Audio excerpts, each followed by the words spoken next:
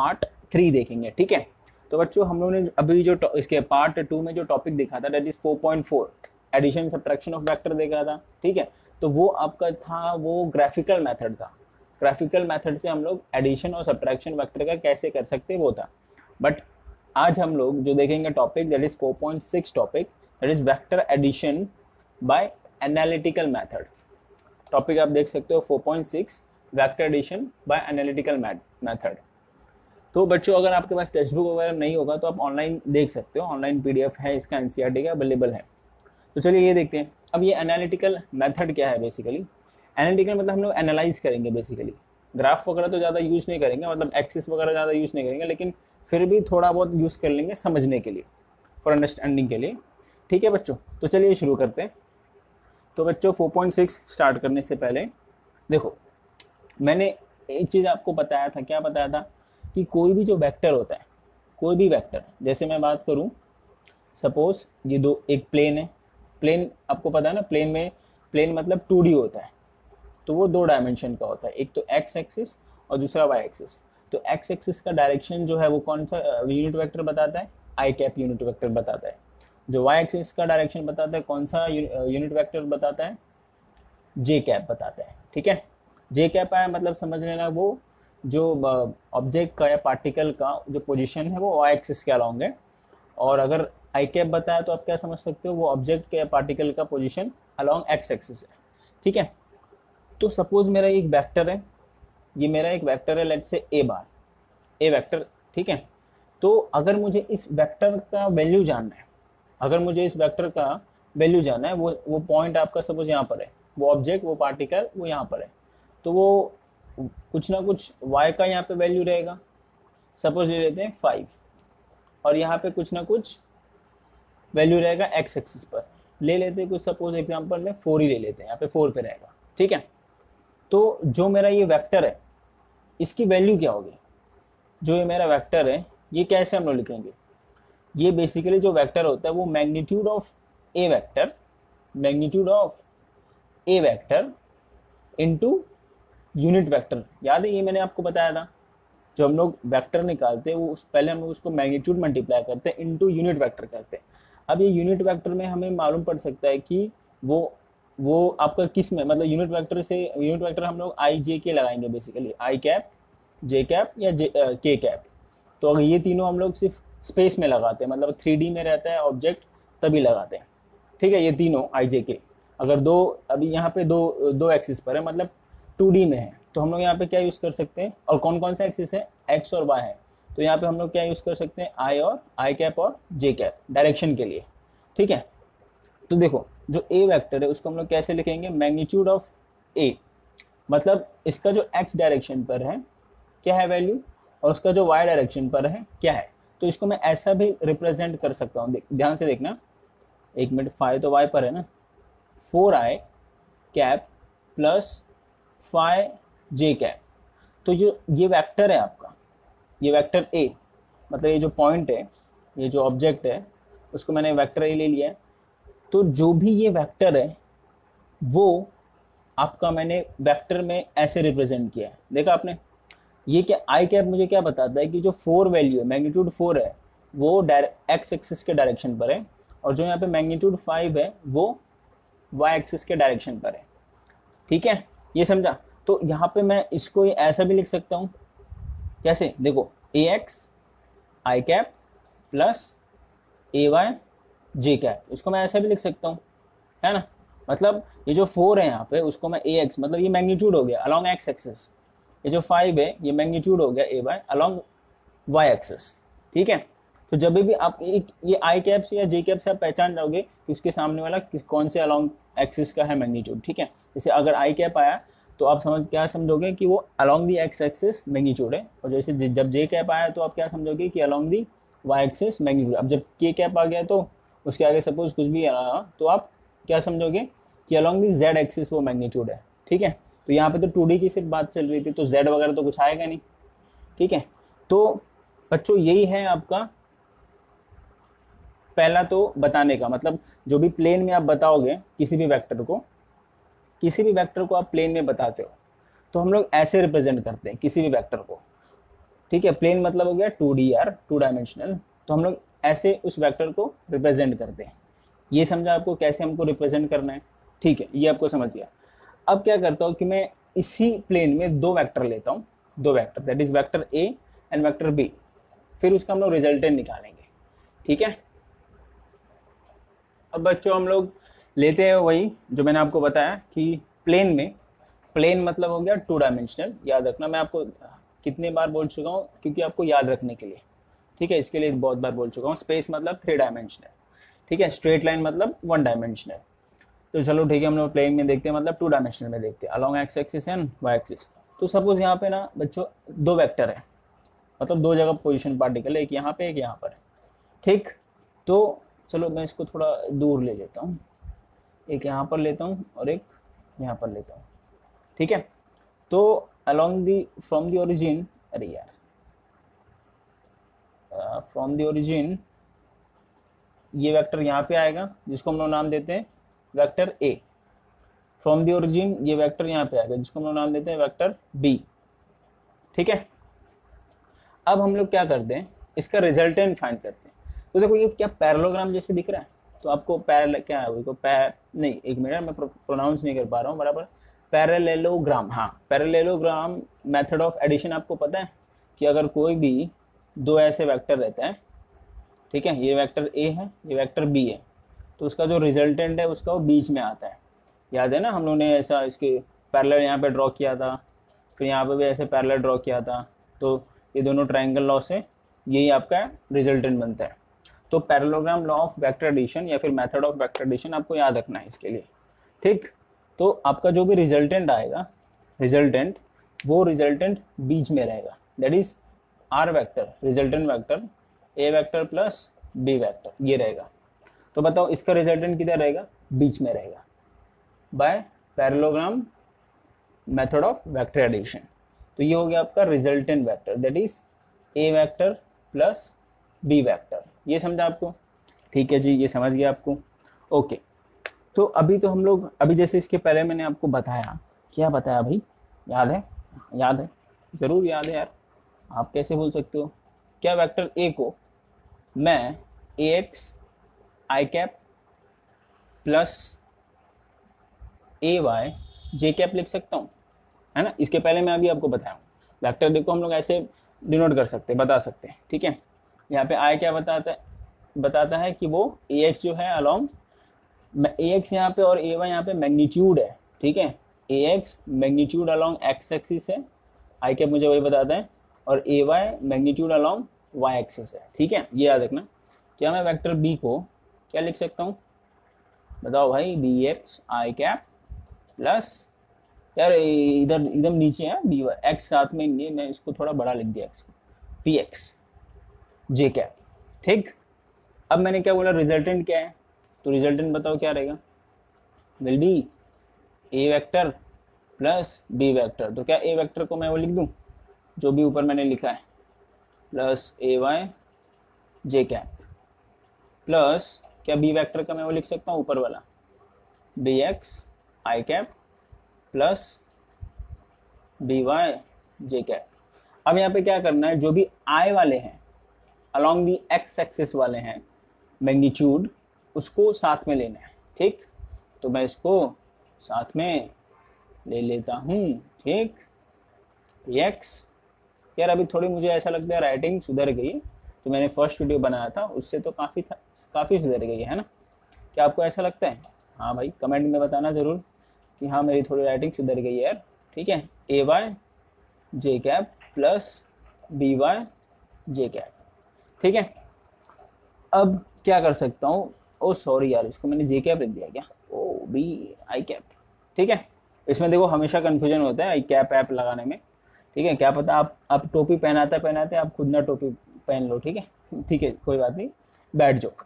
चलो ठीक है, इसमें मैं क्या ले सकता हूँ, जो आई कैप है उसको बाहर ले सकता हूँ क्योंकि आई कैप कॉमन है, B x, A x plus B X I cap, दोनों का आई कैप मैंने कॉमन लेके बाहर ले लिया, ए Y plus B Y J cap, ठीक है।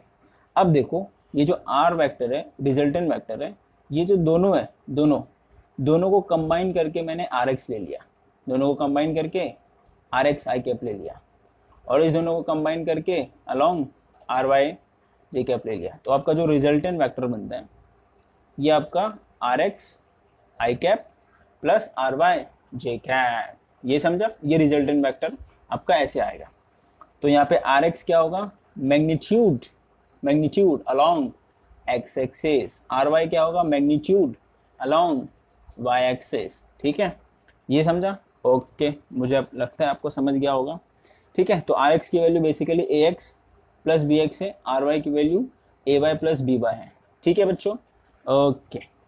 तो ऐसे ही ये आपका 2D में था बेसिकली, ये 2D में हम लोगों ने ऐसे निकाला। तो अगर सपोज वो 3D में रहेगा तो 3D में रहेगा तो क्या करें, ये आप नोट कर लेना बच्चों। ठीक है, ये जो भी मैं आपको समझा रहा हूँ यहाँ पे आप बुक और पेन लेके नोट कर लेना। एक बुक ले लेना, एक प्रॉपर सा, जो भी मैंने यूनिट्स एंड मेजरमेंट्स जो भी आपको मैं सिखा रहा हूँ वो सारा नोट करते रहना बच्चों, क्योंकि अगर आप जो समझ के खुद से आप नोट्स बनाते हो ना तो वो ज़्यादा बेटर रहता है एज़ कम्पेयर टू आप अगर मैं नोट्स प्रोवाइड करूँगा तो आप उससे बेसिकली पढ़ने ही वाले हो ना। ठीक है, तो जो मैं नोट्स आपको प्रोवाइड करूँगा और जो आप खुद समझ के नोट्स बनाओगे ये काफ़ी ज़्यादा बेटर रहेगा। जो आप खुद समझ के नोट्स बनाते हो ना तो आप कभी भी उसको आप एक बार भी देखोगे ना तो आपको वो दिमाग में रिकलेक्ट हो जाता है। तो ये ज़्यादा बेटर होता है कि खुद से आप नोट्स बनाओ, क्योंकि आपने समझ गया ना यार वो चीज़। अगर आपको कंसेप्ट कोई समझ में आता है तो उस चीज़ का नोट्स बना लो आप। ठीक है, खुद के लैंग्वेज में बना लो यार, बट एग्जाम में इंग्लिश लैंग्वेज में ही लिखना है। ठीक है, प्रॉपरली अकॉर्डिंग टू ग्रामर जो भी है। ठीक है, तो चलिए मैं क्या बोल रहा था वैसे, हाँ 3D में। तो हम लोग अगर जो हमारा वेक्टर है वो सपोज 3D में है, तो ये तो आपका 2D का आया, तो मैं इसको रफ कर रहा हूँ। ठीक है, इतना नोट हो गया, चलो भाई मैं रफ कर देता हूँ। अब मेरा वेक्टर भाई 3D में है, 3D में है मतलब ये दोनों वेक्टर है, मैं वेक्टर को दोनों ही रखता हूँ, बट मैं बस यहाँ पे एक और एक्सिस ऐड कर देता हूँ। तो ये 3D में ही है, ये मत समझना कि वो प्लेन में, ये स्पेस में है। यहाँ से जैसे आप बोल सकते हो ये दो ऐसे वेक्टर है, ये वेक्टर ए है, ये वेक्टर बी है, ऐसे तो हो गया ना 3D में। ठीक भाई, समझ गया। तो यहाँ पे मैं क्या लिख सकता हूँ, एक और value that is A Z K cap, क्योंकि ये के कैप क्या डिनोट करता है, अलॉन्ग जेड एक्सिस रहेगा वो वैल्यू। इसको मैं लिख सकता हूँ बी जेड के कैप।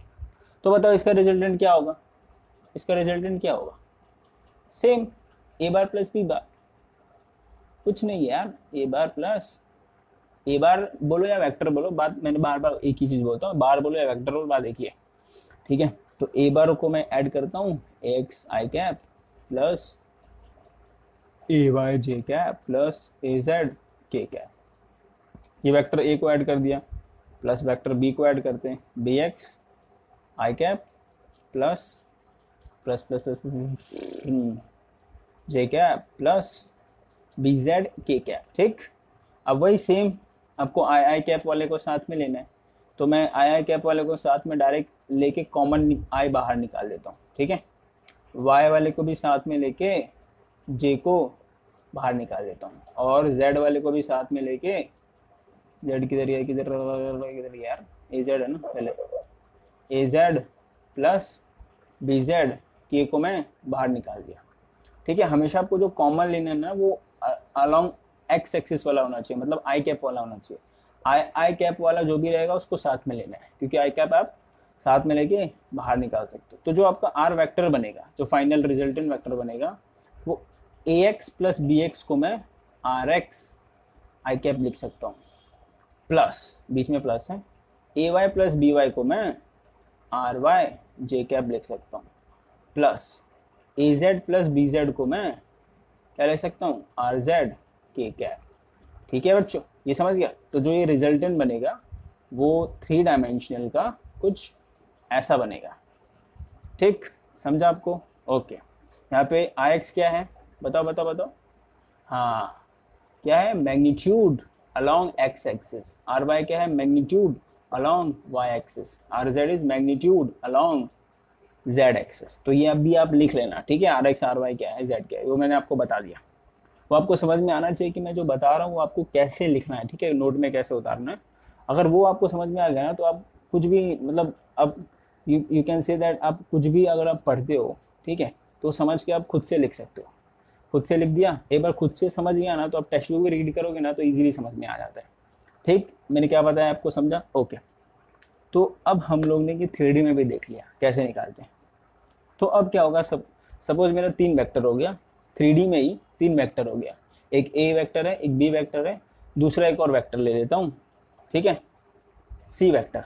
मैंने क्या बोला कि मैं ग्राफ बताऊंगा आपको सिर्फ समझाने के लिए, ये ग्राफिकल मेथड में नहीं बता रहा हूँ, ये एनालिटिकल मेथड है, ठीक है बच्चों। बस ग्राफ में क्यों ले रहा हूँ, समझाने के लिए, एक्सप्लेन करने के लिए, ठीक है।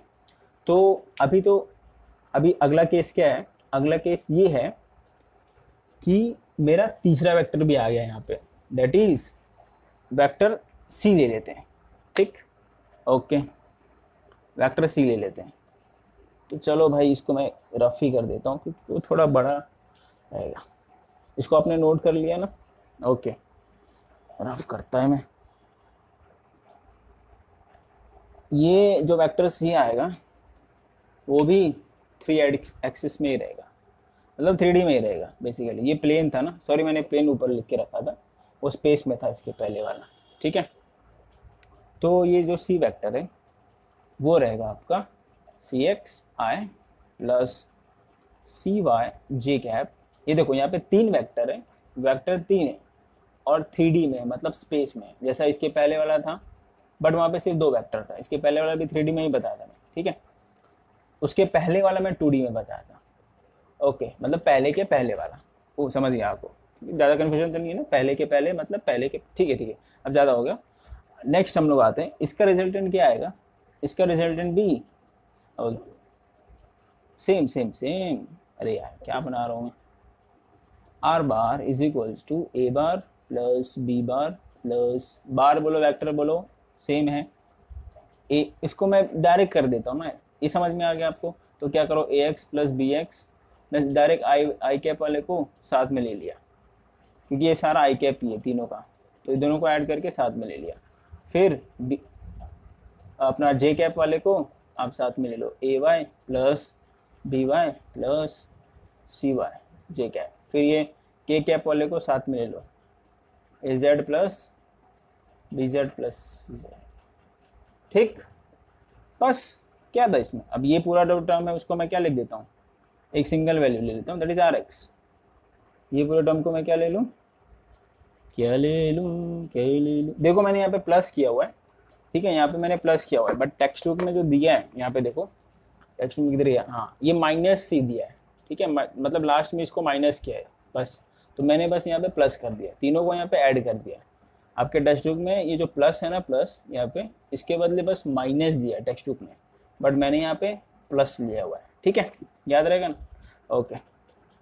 तो ये जो सी वाले के इधर है बस ये माइनस हो जाएगा सारा और कुछ नहीं। तो ये जो आएगा आपका आर एक्स आएगा, ठीक, ओके। ये क्या आएगा पूरा term, are Y J cap, ये पूरा टर्म आर वाई हो गया, मैग्नीट्यूड अलोंग वाई एक्सिस। और भाई ये पूरा टर्म क्या होगा, ये पूरा टर्म होगा आर जेड के केप। तो ये आपका रिजल्टेंट वेक्टर आएगा। यहाँ पे 3 वेक्टर थे और ये 3D में था, 3 डायमेंशन दैट इज स्पेस में था तीनों वेक्टर, ठीक। तो ये भी समझ गया आपने, नोट कर लिया, ठीक है भाई। तो मैं अब फिर आगे बढ़ता हूँ एग्जाम्पल नंबर 4.2 पे।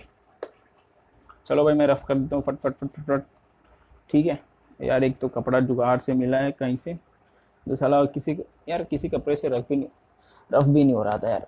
ये एक कपड़ा है जो इससे रफ हो रहा है प्रॉपर। चलो कोई बात नहीं, हम इंडियन है भाई, जुगाड़ कर ही लेते हैं, है ना, ओके। तो नेक्स्ट हो गया एग्जाम्पल 4.2, ओके। एग्जाम्पल नंबर 4.2 देखते हैं बच्चों, एग्जाम्पल नंबर 4.2, ओके। तो देखो बच्चों यहाँ पे एग्जाम्पल नंबर 4.2 है टेक्स्ट बुक में। अगर आपके पास टेक्स्ट बुक वगैरह होगा तो आप टेक्स्ट बुक साथ में रखना, या फिर उसका PDF तो रहेगा ना यार, क्योंकि PDF तो फ्री में अवेलेबल है NCERT का। तो अगर आपको फ्री में नहीं मालूम पड़ रहा है तो आप मतलब किधर से मैं डाउनलोड करूँ, आप प्ले स्टोर पे ऐप डाउनलोड कर सकते हो NCERT का, ठीक है। प्ले स्टोर पे सीधा NCERT का ऐप अवेलेबल है, वहाँ से आप डाउनलोड कर लो, पूरा बुक मिल जाएगा आपको फ्री में। चलो ठीक है, अब मैं एग्जाम्पल नंबर 4.2 बताता हूँ क्या है।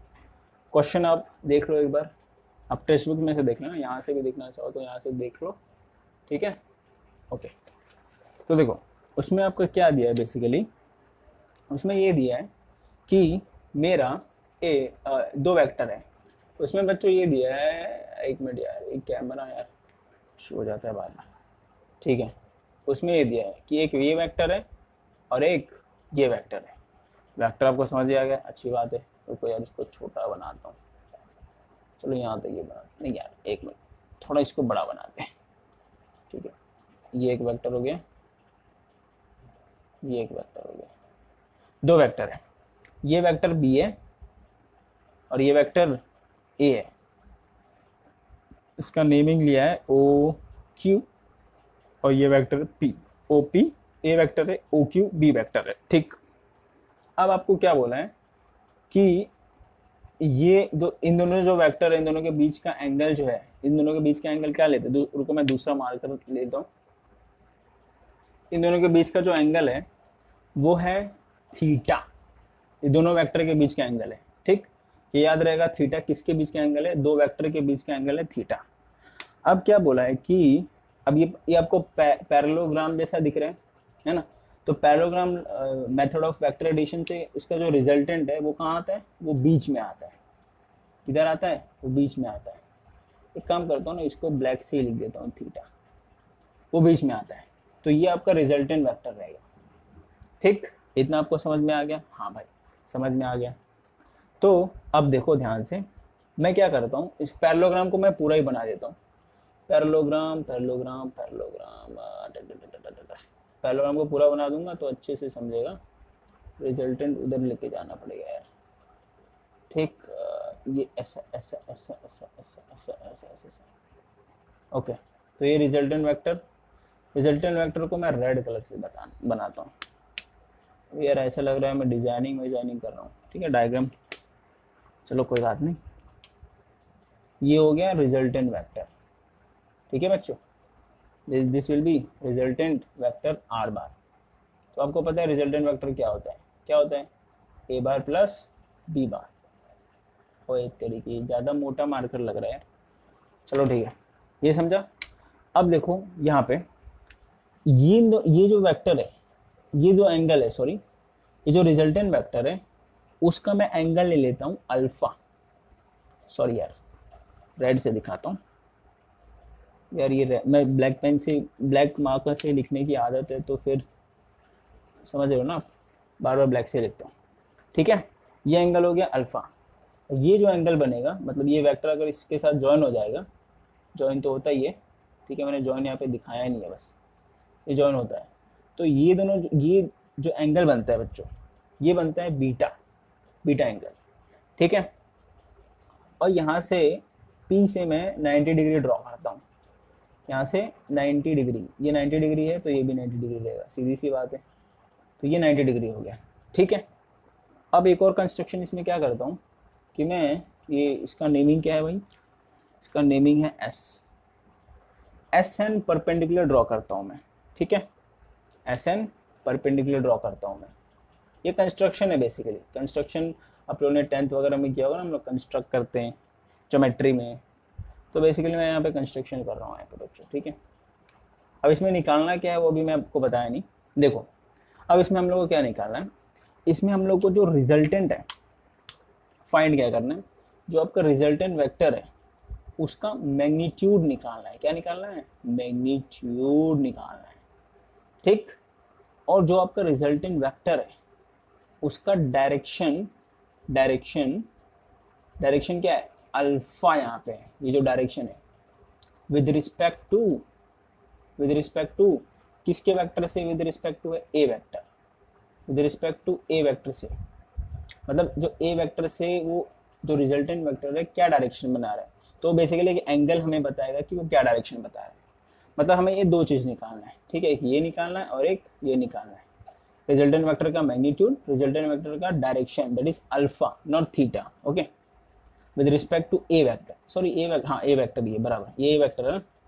ये समझा आपको क्या निकालना है अभी, ओके। तो मैं नेमिंग दे रहा था, ये हो गया एन, ये 90 डिग्री है, ओके। और ये एंगल, ये देखो ये थीटा है पूरा, देखो ये वाला पूरा थीटा है, तो ये वाला भी थीटा होगा, बाय करस्पॉन्डिंग एंगल, पढ़ा है ना ज्योमेट्री में, थीटा यार, ठीक है, ये वाला भी थीटा होगा, ये देखो ये पूरा थीटा ना, तो ये पूरा थीटा होगा यहाँ पे बाय करस्पॉन्डिंग एंगल, समझ गया, मुझे लगता है आपको समझ में आ गया, चलो ठीक है। और ये कौन सा एंगल है यार इतना मोटा, अच्छा बीटा है, बीटा है बराबर, बीटा है, ये मार्कर बहुत मोटा है इसकी वजह से दिख नहीं है यार बराबर, बीटा, चलो ठीक है कोई बात नहीं। अभी हमारा कंस्ट्रक्शन था, ठीक है, तो हमें क्या निकालना है, हमें मालूम पड़ गया जो रिजल्टेंट वेक्टर है उसका मैग्नीट्यूड निकालना है, मैग्नीट्यूड, सिर्फ मैग्नीट्यूड, नॉट डायरेक्शन की बात नहीं कर रहा हूँ, सिर्फ मैग्नीट्यूड। और मैग्नीट्यूड मैंने आपको बताया भी था कैसे निकालते हैं, हाँ याद आ रहा हो, ठीक है जान दो, वो निकाल लेंगे अपन। और ये जो दूसरा है उसका डायरेक्शन निकालना है अल्फा, चलो मैं दूसरी बार शायद तीसरी बार मैं क्वेश्चन रिपीट कर दिया, चलो अब निकालते हैं हम लोग, ठीक है। अब देखना बच्चों ध्यान से, बड़े ही ध्यान से देखना, ठीक है। देखो अब यहाँ पे क्या होता है कि हम लोग सबसे पहले Pn की वैल्यू निकालेंगे और Sn की वैल्यू निकालेंगे, क्योंकि हमें ये दो वैल्यू पता नहीं है, ठीक। तो ये आपको पता है ये थीटा है, हाँ भाई मुझे भी पता है, आपको भी पता है, सबको पता है। तो देखो अगर मैं ये वाले ट्रायंगल में, इन ट्रायंगल आराम से देखना कोई घाई नहीं है, SPN, उसमें अगर मैं कॉस थीटा लगाऊं, कॉस थीटा, बताओ कॉस थीटा बाय ट्रिग्नोमेट्री क्या आता है, याद है कुछ, cos theta hypotenuse upon opposite, नहीं क्या था, एडजेसेंट अपॉन हाइपोटेनियस। तो एडजेसेंट यहाँ पे क्या है, क्या Pn है, हाइपो यहाँ पे क्या है, हाइपो बेसिकली बी वेक्टर है, देखो ये भी बी वेक्टर है और ये ए वेक्टर है, नॉट बीटा, बी वेक्टर, ये इसके पैरेलल है ना, इस वेक्टर के ये पैरेलल है तो ये बी वेक्टर होगा, ये ए वेक्टर के, ये वाला ए वेक्टर के पैरेलल है तो ये भी ए वेक्टर होगा, ठीक है, पैरेलल, ठीक है। तो ये हो गया hypotenuse, that is B vector, vector B. तो यहाँ से Pn क्या आएगा बताओ, Pn will be B vector into cos theta, भाई ये समझ में आ गया। अब उसमें साइन थीटा लगा दो, उसी ट्रायंगल में, ट्रायंगल SPN, साइन थीटा लगाते तो ऑपोजिट, ऑपोजिट क्या है भाई SN, SN upon hypo, hypo क्या है B vector, so therefore SN आपका क्या आ गया, B vector into sine theta, ठीक, इतना समझा, ओके भाई ये तो समझ में आ गया। अब देखो, देखो ध्यान से नोट भी आप करते रहना, स्टॉप चाहिए तो बाद में स्टॉप करके नोट कर लो, पूरा मैं यहाँ पे करा देता हूँ यहाँ तक, उसके बाद स्टॉप करके नोट कर लेना पूरा, अभी आप समझो फिलहाल। तो हाँ मेरा SPN तक हो गया, ओके जी। तो देखो अब क्या है, अब हमको क्या पता है, हमको ये पता है भाई, क्या पता है हमें, ये पूरा ट्रायंगल, हम पूरा ट्रायंगल को लेते हैं, कौन से ट्रायंगल को, यहाँ से तो हमें SN और Pn की वैल्यू मिल गई।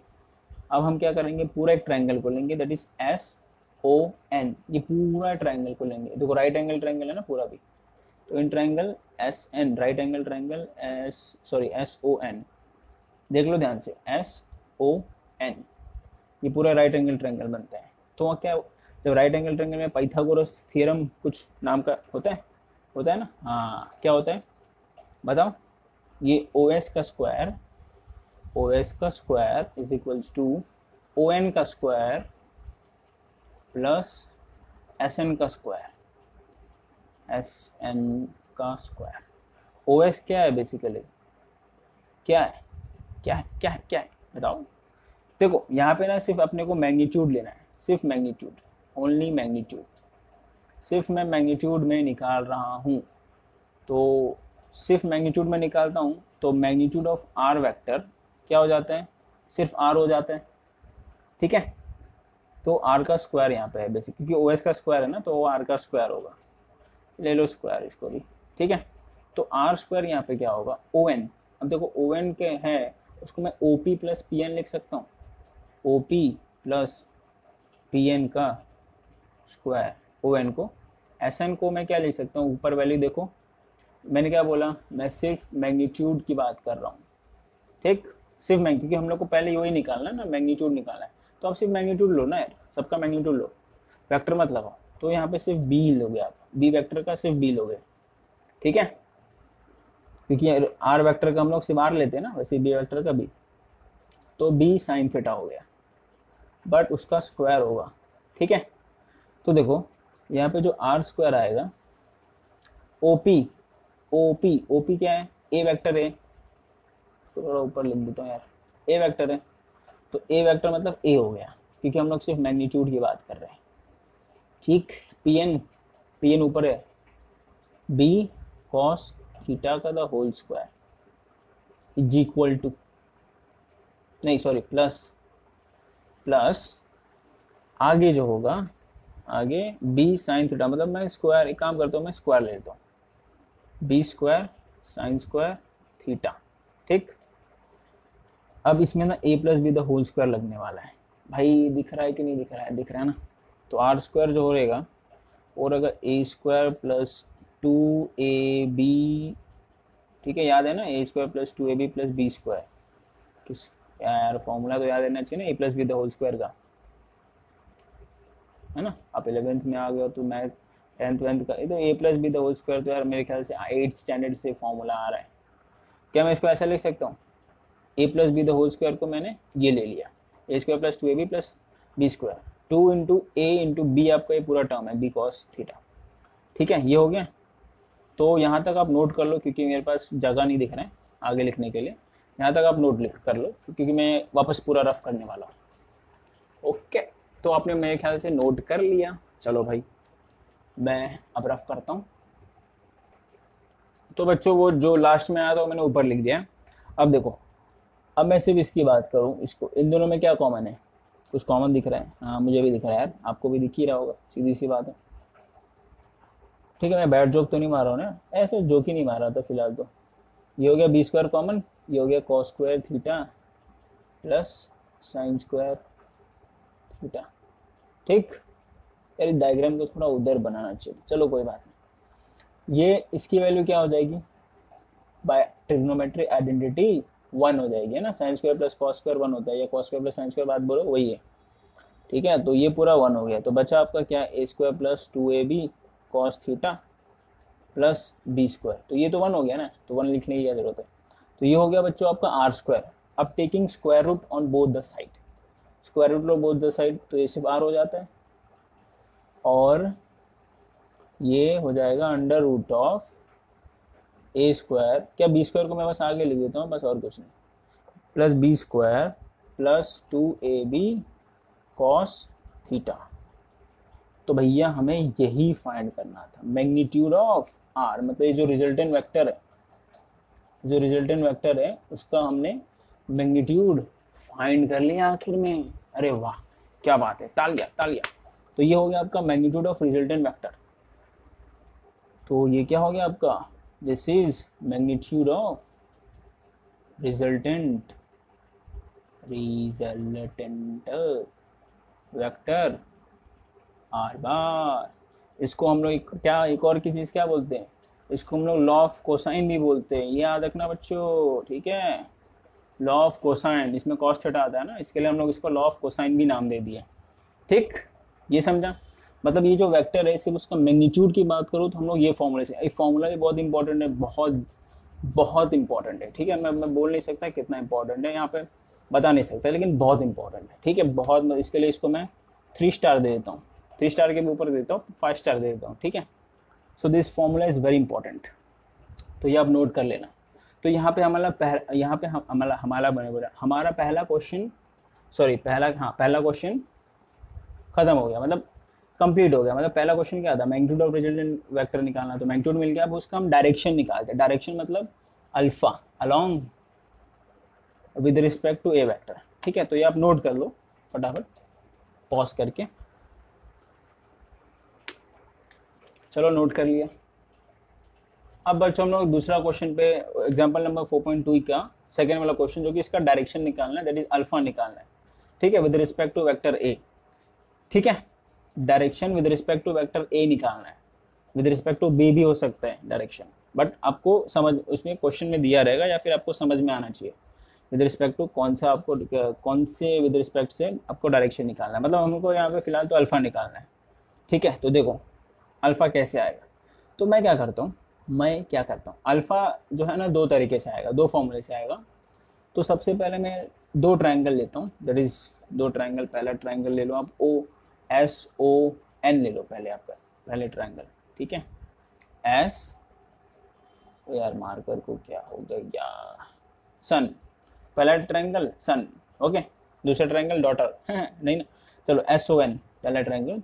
तो अगर मैं पहला ट्रायंगल की बात करूँ SON, तो अगर बच्चों उसमें आप साइन अल्फा लगाओ, SON उसका एंगल क्या है अल्फा, तो इसमें आप क्या लगाओ साइन अल्फा। तो मार्कर को क्या हो गया साइन अल्फा, तो साइन अल्फा क्या होता है, sine alpha will B opposite, opposite आपका पूरा ये SN है, ऑपोजिट अपॉन हाइपो आपका ये R है, हाइपो पूरा R है, ठीक है। यहाँ पे आपको सिर्फ मैग्नीट्यूड लेना है R का, सिर्फ मैग्नीट्यूड, वेक्टर मत लो पूरा, ठीक है, ओनली मैग्नीट्यूड, ठीक है। तो ये हो गया, हाँ ये चीज़ हो गया। तो यहाँ से आपका SN क्या आएगा, SN यहाँ से क्या आएगा, यहाँ से जो आपका SN मिलेगा वो मिलेगा R साइन अल्फा। ये R हम लोगों ने इसके पहले निकाला हुआ है ना, इसके पहले वही डेरिवेशन निकाले, मैग्नीट्यूड ऑफ रिजल्टेंट वेक्टर, तो ये वही है R, ठीक है, मैग्नीट्यूड ऑफ रिजल्ट, तो ये SN आ गया। अब हम लोग क्या करते हैं, दूसरा ट्रायंगल लेते हैं, इस बार ट्रायंगल हम लोग SPN लेंगे। देखो एक बार ये वाला ट्रायंगल लिया तो उसके करस्पॉन्डिंग तो नहीं है, लेकिन उसके आगे वाला ये वाला ट्रायंगल लेंगे SPN। तो SPN में भी आपको क्या लगाना पड़ेगा, SPN में साइन लगाओ, साइन, तो SPN का जो एंगल है वो कौन सा है थीटा, तो साइन थीटा लगाओ। तो साइन थीटा विल बी, बताओ जल्दी क्या होगा यार, साइन थीटा क्या होता है ऑपोजिट, ऑपोजिट आपका SN। मैं ऐसा क्यों कर रहा हूँ, क्योंकि ये दोनों ट्रायंगल में ना आप SON लो या फिर SPN लो, इन दोनों ट्रायंगल में आपका SN जो है ना वो कॉमन है, इसके लिए मैं वो दो ट्रायंगल ले रहा हूँ, ठीक है। तो ये हो गया साइन थीटा, वहाँ पे क्या होगा SN upon B vector, sorry यार अपॉन N, अपॉन अरे यार B, फिर ये मार्कर को क्या हो गया यार, एक मिनट, वेक्टर नहीं लेना है, मैंने ऊपर ही बताया मैग्नीट्यूड में लेना है। तो यहाँ से SN क्या मिलेगा आपको, यहाँ से SN B into sine theta, SN मिला यहाँ से, वो मिलेगा B साइन थीटा, ठीक।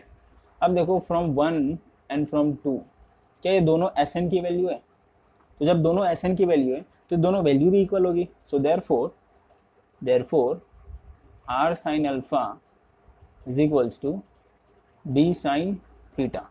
अरे वाह क्या बात है।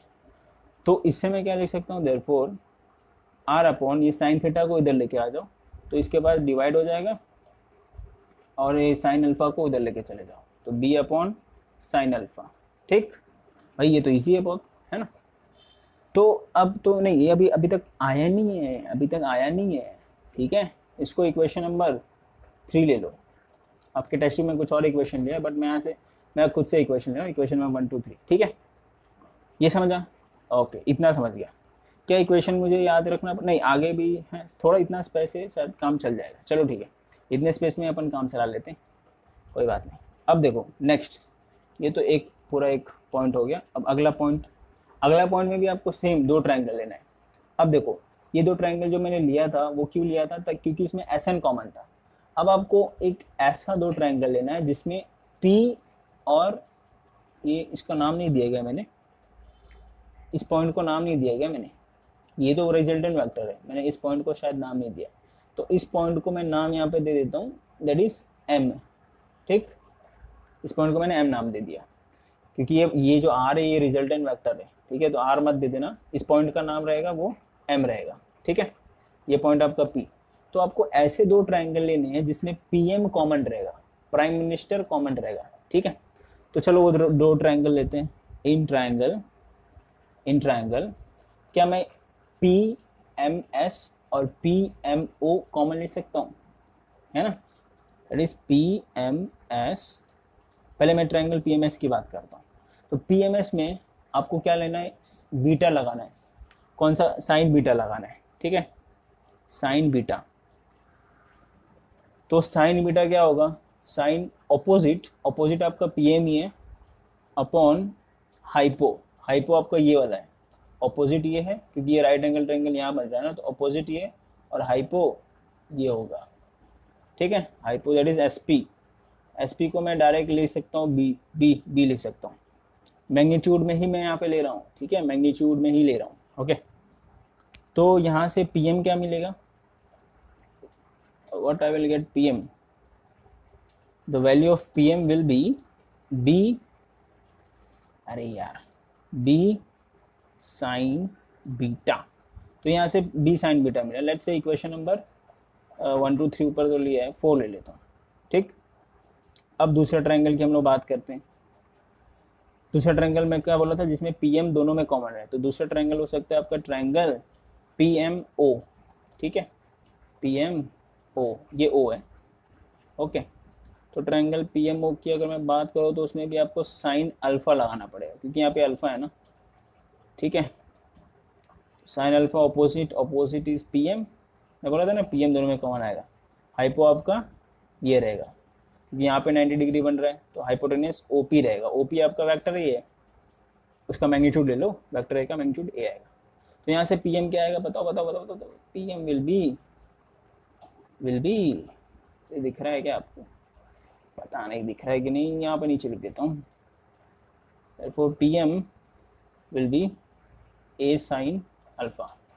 इसको इक्वेशन नंबर 5 ले लेता हूँ। अब देखो, क्या इक्वेशन नंबर 4 और 5 से मैं क्या लिख सकता हूँ, क्या ये दोनों इक्वल है, क्योंकि दोनों PM की वैल्यू है ना, तो ये दोनों इक्वल है। तो from equation number 4 and equation number 5 मैं यहाँ पे लिखता हूँ, आप नोट कर लेना स्टॉप करके अभी थोड़ा देर में। Equation number 4 and equation number 5 I can write B sin beta is equals to A sin alpha, ठीक। अब वही चीज़ है, अपॉन में ले लो उस चीज़ को, यार जगह ही नहीं वैसा, लिखूँ कहाँ पे, ठीक है। इतना आप कॉपी करो, ओके, इतना आप कॉपी करो, फिर मैं इसको रफ करके वापस लिखता हूँ, स्टॉप करके कॉपी करो। ये इक्वेशन बच्चों याद रखना, ठीक है। कौन सा इक्वेशन याद रखना है आपको, इक्वेशन नंबर ये 3 और इक्वेशन नंबर अभी वो जो आएगा नया वाला 6 वाला इक्वेशन जो आएगा, अभी आया नहीं है, ठीक है। तो वो चलो ये फिलहाल इसमें से ये याद रखना, ठीक है।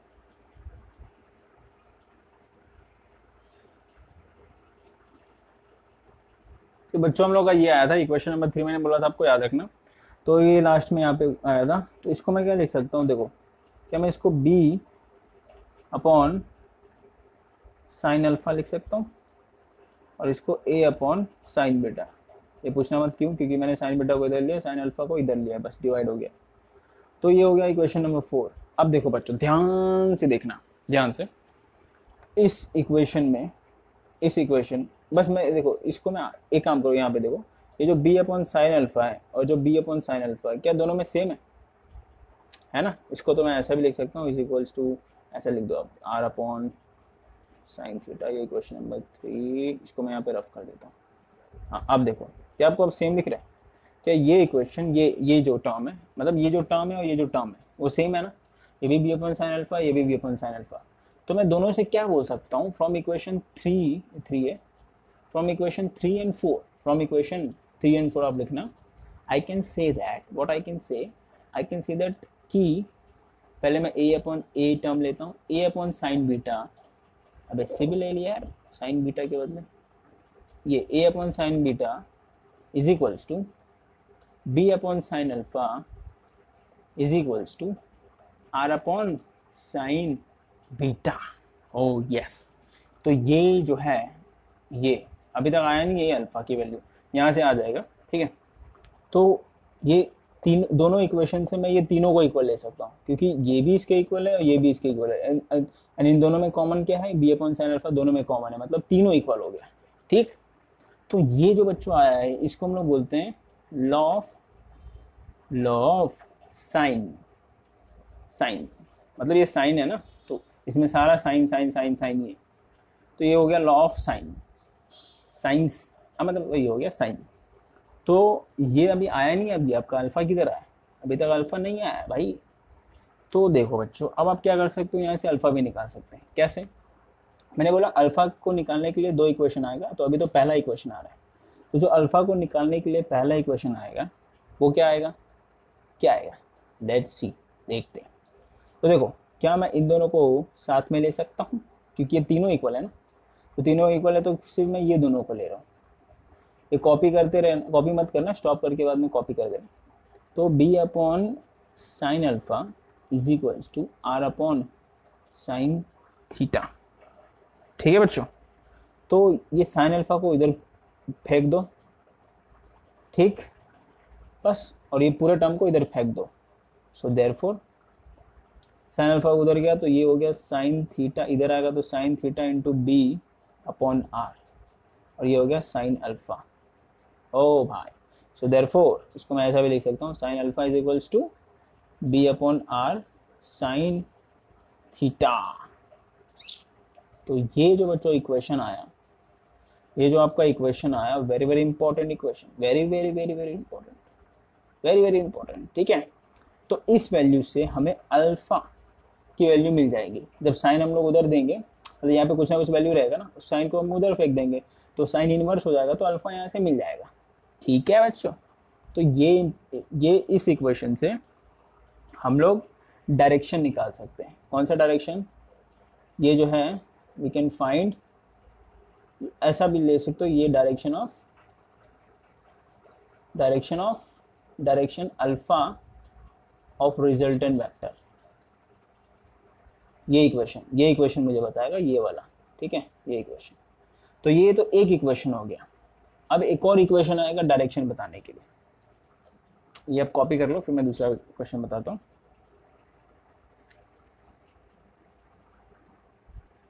अब बच्चों जो दूसरा इक्वेशन आने वाला है, देखो ध्यान से कैसे आता है। जो दूसरा इक्वेशन है बड़ा सिंपल है, बड़ा ही सिंपल है। ठीक है, ये तो एक इक्वेशन आया था, क्या आया था बताओ बताओ बताओ, याद है? Sine alpha is equals to B upon R sine theta. तो ये इक्वेशन भाई याद रखना। ठीक है, ये इक्वेशन आ गया। अरे यार, ये आर के ऊपर ही लेके चला गया। ठीक, मतलब हम लोग यहाँ पे देखो, ये जो अल्फा है, sine alpha is equals to B इसमें कौन सा? ये वाला वेक्टर है बी, ये वेक्टर बी है, मतलब इसका मैग्नीट्यूड अपॉन आर का, इसका मैग्नीट्यूड, रिजल्टेंट वेक्टर इसका मैग्नीट्यूड है ना।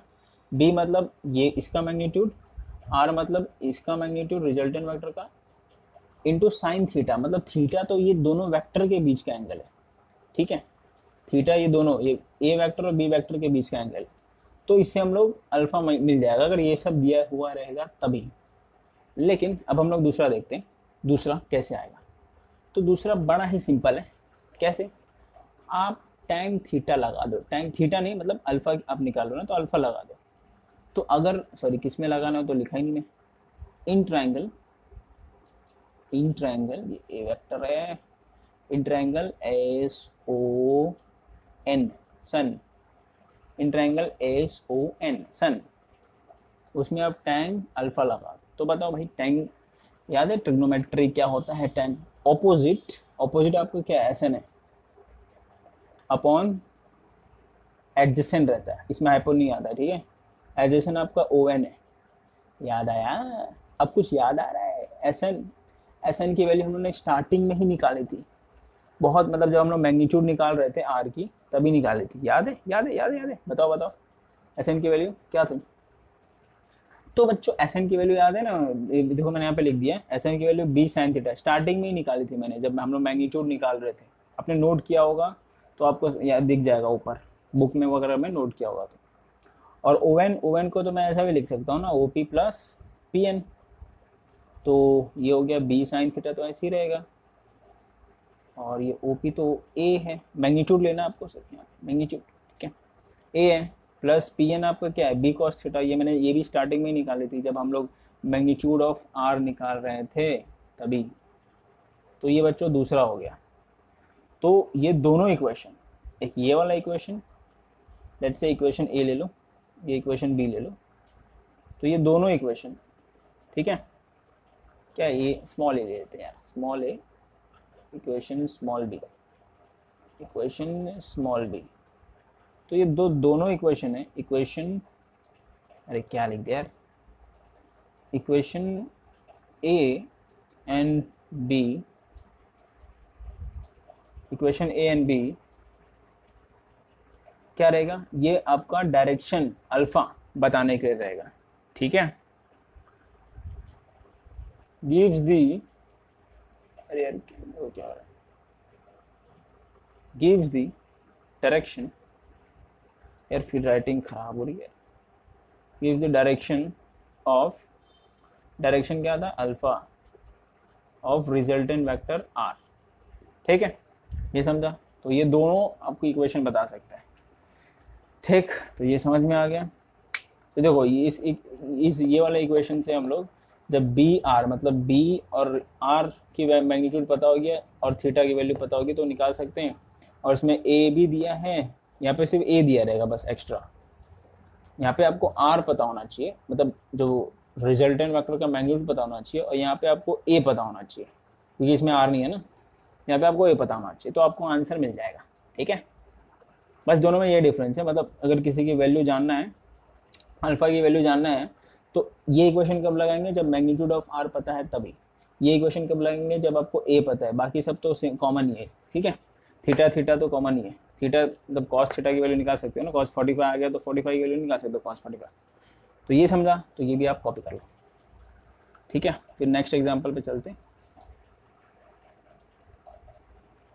अब बच्चों जो आपका example number text book page पे 72 एग्जाम्पल नंबर जो 4.3 है, वो जो अभी हम लोगों ने रिजल्टेंट निकाला ना, रिजल्टेंट वेक्टर का मैग्नीट्यूड एंड उसका डायरेक्शन, उसी का एप्लीकेशन है। ठीक है, उसका एप्लीकेशन है सिंपल और सिंपल और सिंपल और सिंपल। इसमें जो, चलो मैं आपको टेक्स्ट बुक दिखाता हूँ, एक मिनट। ये जो टेक्स्ट बुक, ये देखो टेक्स्ट बुक, ये वाला एग्जाम्पल। तो बच्चों ये जो टेक्स्ट बुक में किया हुआ है ना, ये जो निकाला हुआ है वो थोड़ा मतलब इन लोगों ने प्रॉपर नहीं निकाला हुआ है। ठीक है, प्रॉपर आंसर इन लोगों ने निकाला हुआ है। अगर आप इसका आंसर देखोगे तो कंफ्यूज हो जाओगे भाई कैसे निकाला है। ठीक है, तो इसके लिए मैं आपको प्रॉपर बताऊंगा इसको। ठीक है, तो आप क्वेश्चन को आप रीड कर लेना, या फिर मैं आपको बता देता हूँ उसके बाद क्वेश्चन रीड करना, तो ज़्यादा अच्छा रहेगा। पहले मैं आपको समझा देता हूँ क्वेश्चन क्या है, फिर आप क्वेश्चन को रीड करना, तो ईजिली समझ में आ जाएगा। ठीक है, तो चलो मैं बता देता हूँ क्वेश्चन। तो बच्चों जो क्वेश्चन है, तो सबसे पहले हम लोग वो बना लेते हैं, क्या बोलते हैं, नॉर्थ साउथ। ठीक है, तो उसके लिए मैं डॉट्स बनाता हूँ, डॉट्स का प्रयोग करता हूँ, अप्लाई, तो दैट विल बी इजी। इससे आपको इजी पड़ सकता है। तो देखो ये नॉर्थ होता है, नॉर्थ के जस्ट सामने से अगर देखेंगे तो राइट साइड में ईस्ट होता है। ठीक है, और जब नॉर्थ के अपोजिट में साउथ, ये हो गया वेस्ट। तो देखो बच्चों क्या हो रहा है कि आपको बताता हूँ मैं। ये देखो, ये जो है ये एक मोटर बोट है, मोटर बोट मतलब पानी में चल रहा है। ठीक है, बोट है। तो क्या हो रहा है कि बोट सीधा जा रहा है, मतलब साउथ से नॉर्थ की तरफ जा रहा है बोट, और जो पानी है वो ऐसे फ्लो कर रहा है, ऐसे, मतलब जो पानी है वो टुवर्ड्स द ईस्ट फ्लो कर रहा है, बट साउथ से 60 डिग्री पे फ्लो कर रहा है। मतलब पानी बेसिकली ऐसे फ्लो कर रहा है और बोट ऐसे चल रहा है। तो जब ऐसे होगा, देखो सपोज पानी ऐसे आ रहा है, ऐसे आ रहा है, तो जो बोट पे जो पानी जो लगे है वो कुछ इस तरफ से जाएगा ना, जो बोट, उसमें पूछा कि find the resultant velocity of boat. तो अब देखो ना, सीधी सी बात है, पानी ऐसे आ रहा है तो उसको मैं इधर लेके चला जाऊंगा बोट को, तो बोट आपका वो साइड में जाएगा, नॉर्थ की तरफ तो सीधा जाएगा नहीं, तो बोट आपका बेसिकली वो साइड जाएगा। तो जो बोट का रिजल्टेंट वेक्टर बनेगा वो ये साइड में बनेगा। ये समझा मैंने क्या बोला? वापस बता देता हूँ। पानी ऐसे आ रहा है, बोट सीधा चल रहा है, तो जब पानी ऐसे आता है यहाँ से, तो बोट ऐसे टेढ़ा हो जाता है, पानी ऐसे। ठीक है, ये समझ गया? ठीक है, समझ गया होगा आई थिंक सो आपको। तो चलो भाई, इसका रिजल्टेंट वेक्टर बना लेते हैं। बोट का ये रिजल्टेंट वेक्टर रहेगा। अरे यार एक मिनट, बोट का ये किसका रिजल्टेंट है? बोट का। ठीक है, क्या मैंने छोटा बनाने के, एक मिनट रुको यार, इसको मैं ना थोड़ा नीचे बनाता हूँ। ये समझ गया ना क्वेश्चन बच्चों? क्वेश्चन समझ गया तो यार क्या है, सब इजीली निकल जाएगा। क्वेश्चन समझना मेन जरूरी है ना? ठीक है बच्चों, question is very very very important. यार मैंने इसको डॉट बनाया था। ओके जी, खैरियत पूछो। हाँ भाई, खैरियत पूछो, कभी तुम कैफियत पूछो। ये था ईस्ट, ये था वेस्ट। तो ये आपका हो गया बोट का रिजल्टेंट वेक्टर।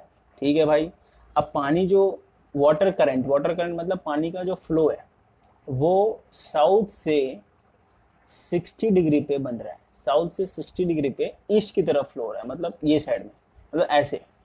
साउथ से वो 60 डिग्री बना रहा है, वो आपको क्वेश्चन में दिया हुआ है, और वो ईस्ट साइड फ्लो रहा है, मतलब ऐसे ही रहेगा, सीधी सी बात है।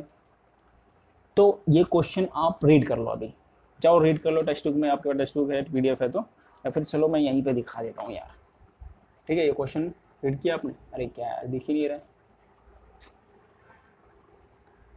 हाँ ठीक, चलो भाई अब मैं इसका सॉल्यूशन बनाता हूँ, बताता हूँ। ये टेक्स्ट बुक में सॉल्यूशन बहुत बेकार दिया है, ठीक है, बहुत ज़्यादा बेकार, मतलब समझ में नहीं आएगा ऐसा सॉल्यूशन दिया है। तो देखो ये हम लोगों ने जो पढ़ा अभी, इसके पहले पढ़ा ना यार, रिजल्टेंट वेक्टर वगैरह वगैरह, ये सब पढ़ा ना इसके पहले, रिजल्टेंट वेक्टर का मैग्नीट्यूड। तो देखो यहाँ पे हम लोग दो वेक्टर लेंगे, एक तो ये वाला वेक्टर लेंगे और एक ये वेक्टर लेंगे, ठीक। तो जो ये वेक्टर रहेगा वो वेलोसिटी ऑफ बोट रहेगा, मतलब जो बोट है वो नॉर्थ में तरफ फ्लो कर रहा है।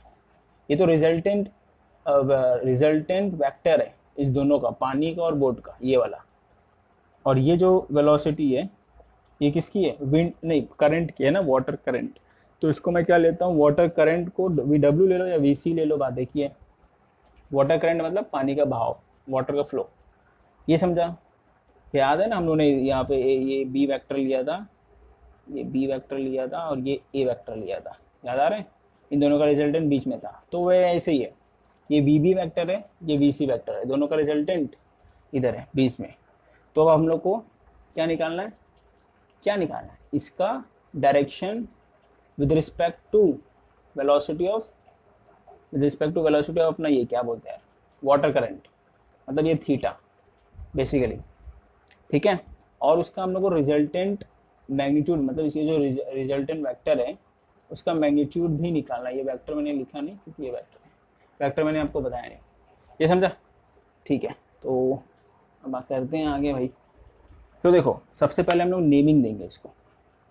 कैसे नेमिंग देंगे? सेम हम लोगों ने पैरेलल ड्रॉ किया था, याद है रे? कुछ इसके पैरेलल ऊपर, ये कुछ ज़्यादा ही नीचे बना दिया। एक मिनट, इसको ज़रा पैरेलल बनाने के लिए मैं थोड़ा इसको ऊपर कर देता हूँ, ठीक है। एक मिनट, पैरेलल इजी बन जाएगा ना इसके लिए। हाँ अब सही है, ये हो गया 60 डिग्री। तो अब पैरेलल बनाते हैं, इसके पैरेलल ऊपर, तो इसके पैरेलल पैरेलल हो गया, हाँ भाई हो गया। और इसके पैरेलल इधर,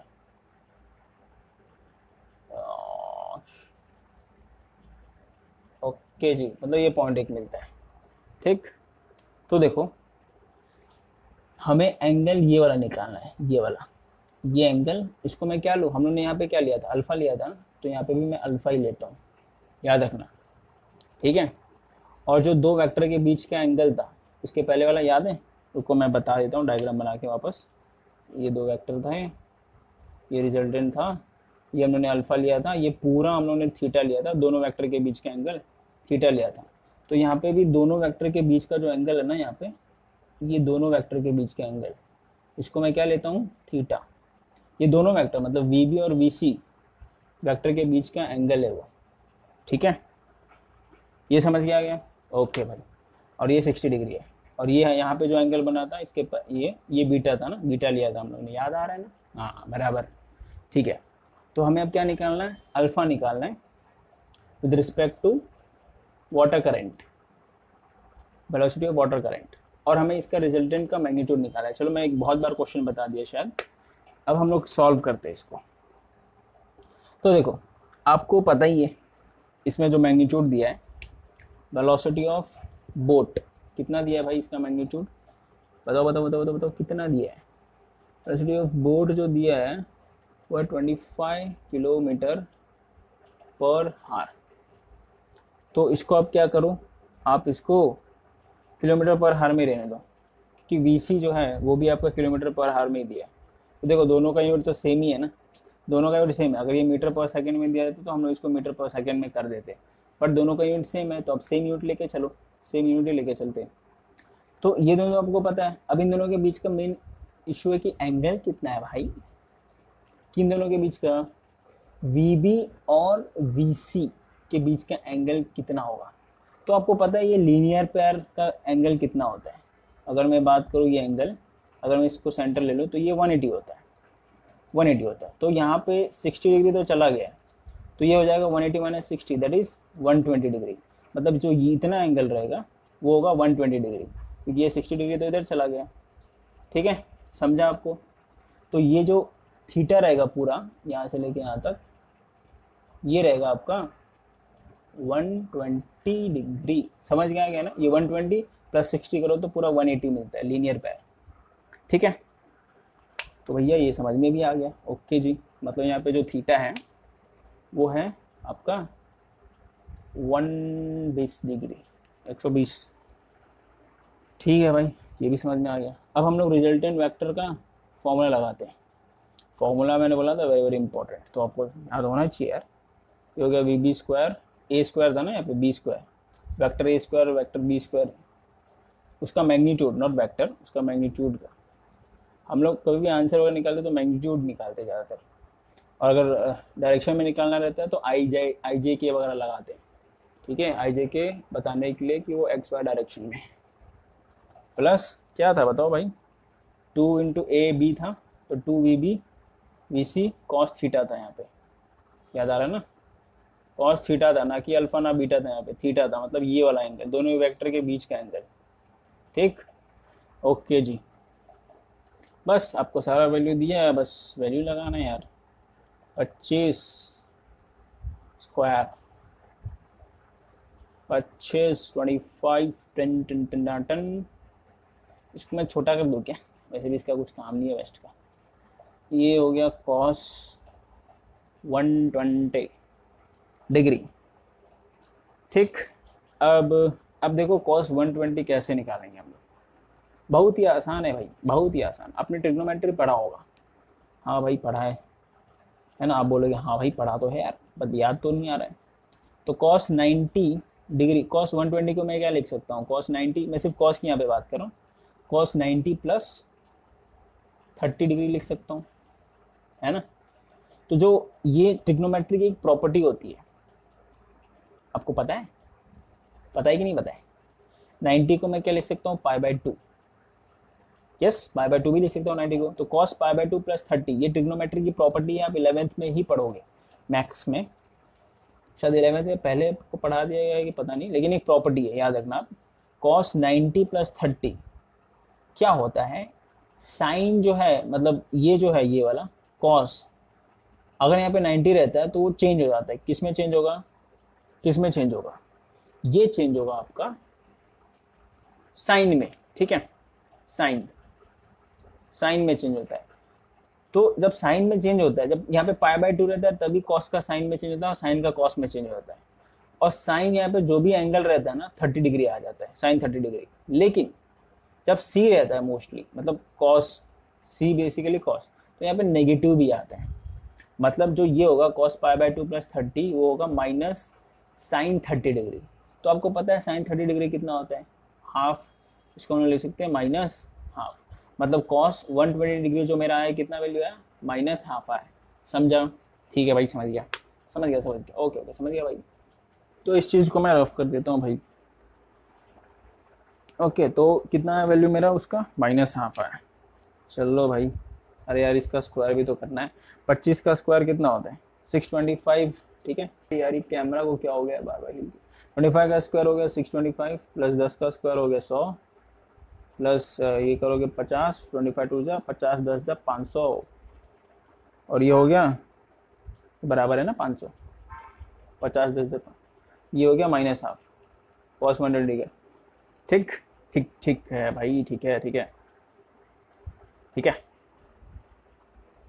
क्या 2 के टेबल में कैंसिल हो? देखो ये डायरेक्ट ऐड मत कर देना, बहुत ज़्यादा बेवकूफ़ी होगी। पहले ये जो 500 है ये माइनस आधा के साथ मल्टीप्लाई में, तो पहले इसको मल्टीप्लाई करना पड़ेगा या फिर डिवाइड, मतलब बेसिकली 2 के साथ वो डिवाइड में। तो इसको ऐड मत कर देना 500 को, इन दोनों को ऐड कर सकते हो। 625 प्लस 100 725, प्लस इन दोनों का करेंगे तो ये माइनस हो जाता है ना, प्लस इंटू माइनस माइनस हो जाता है। 500 का डिवाइड करेंगे 2 से तो 250,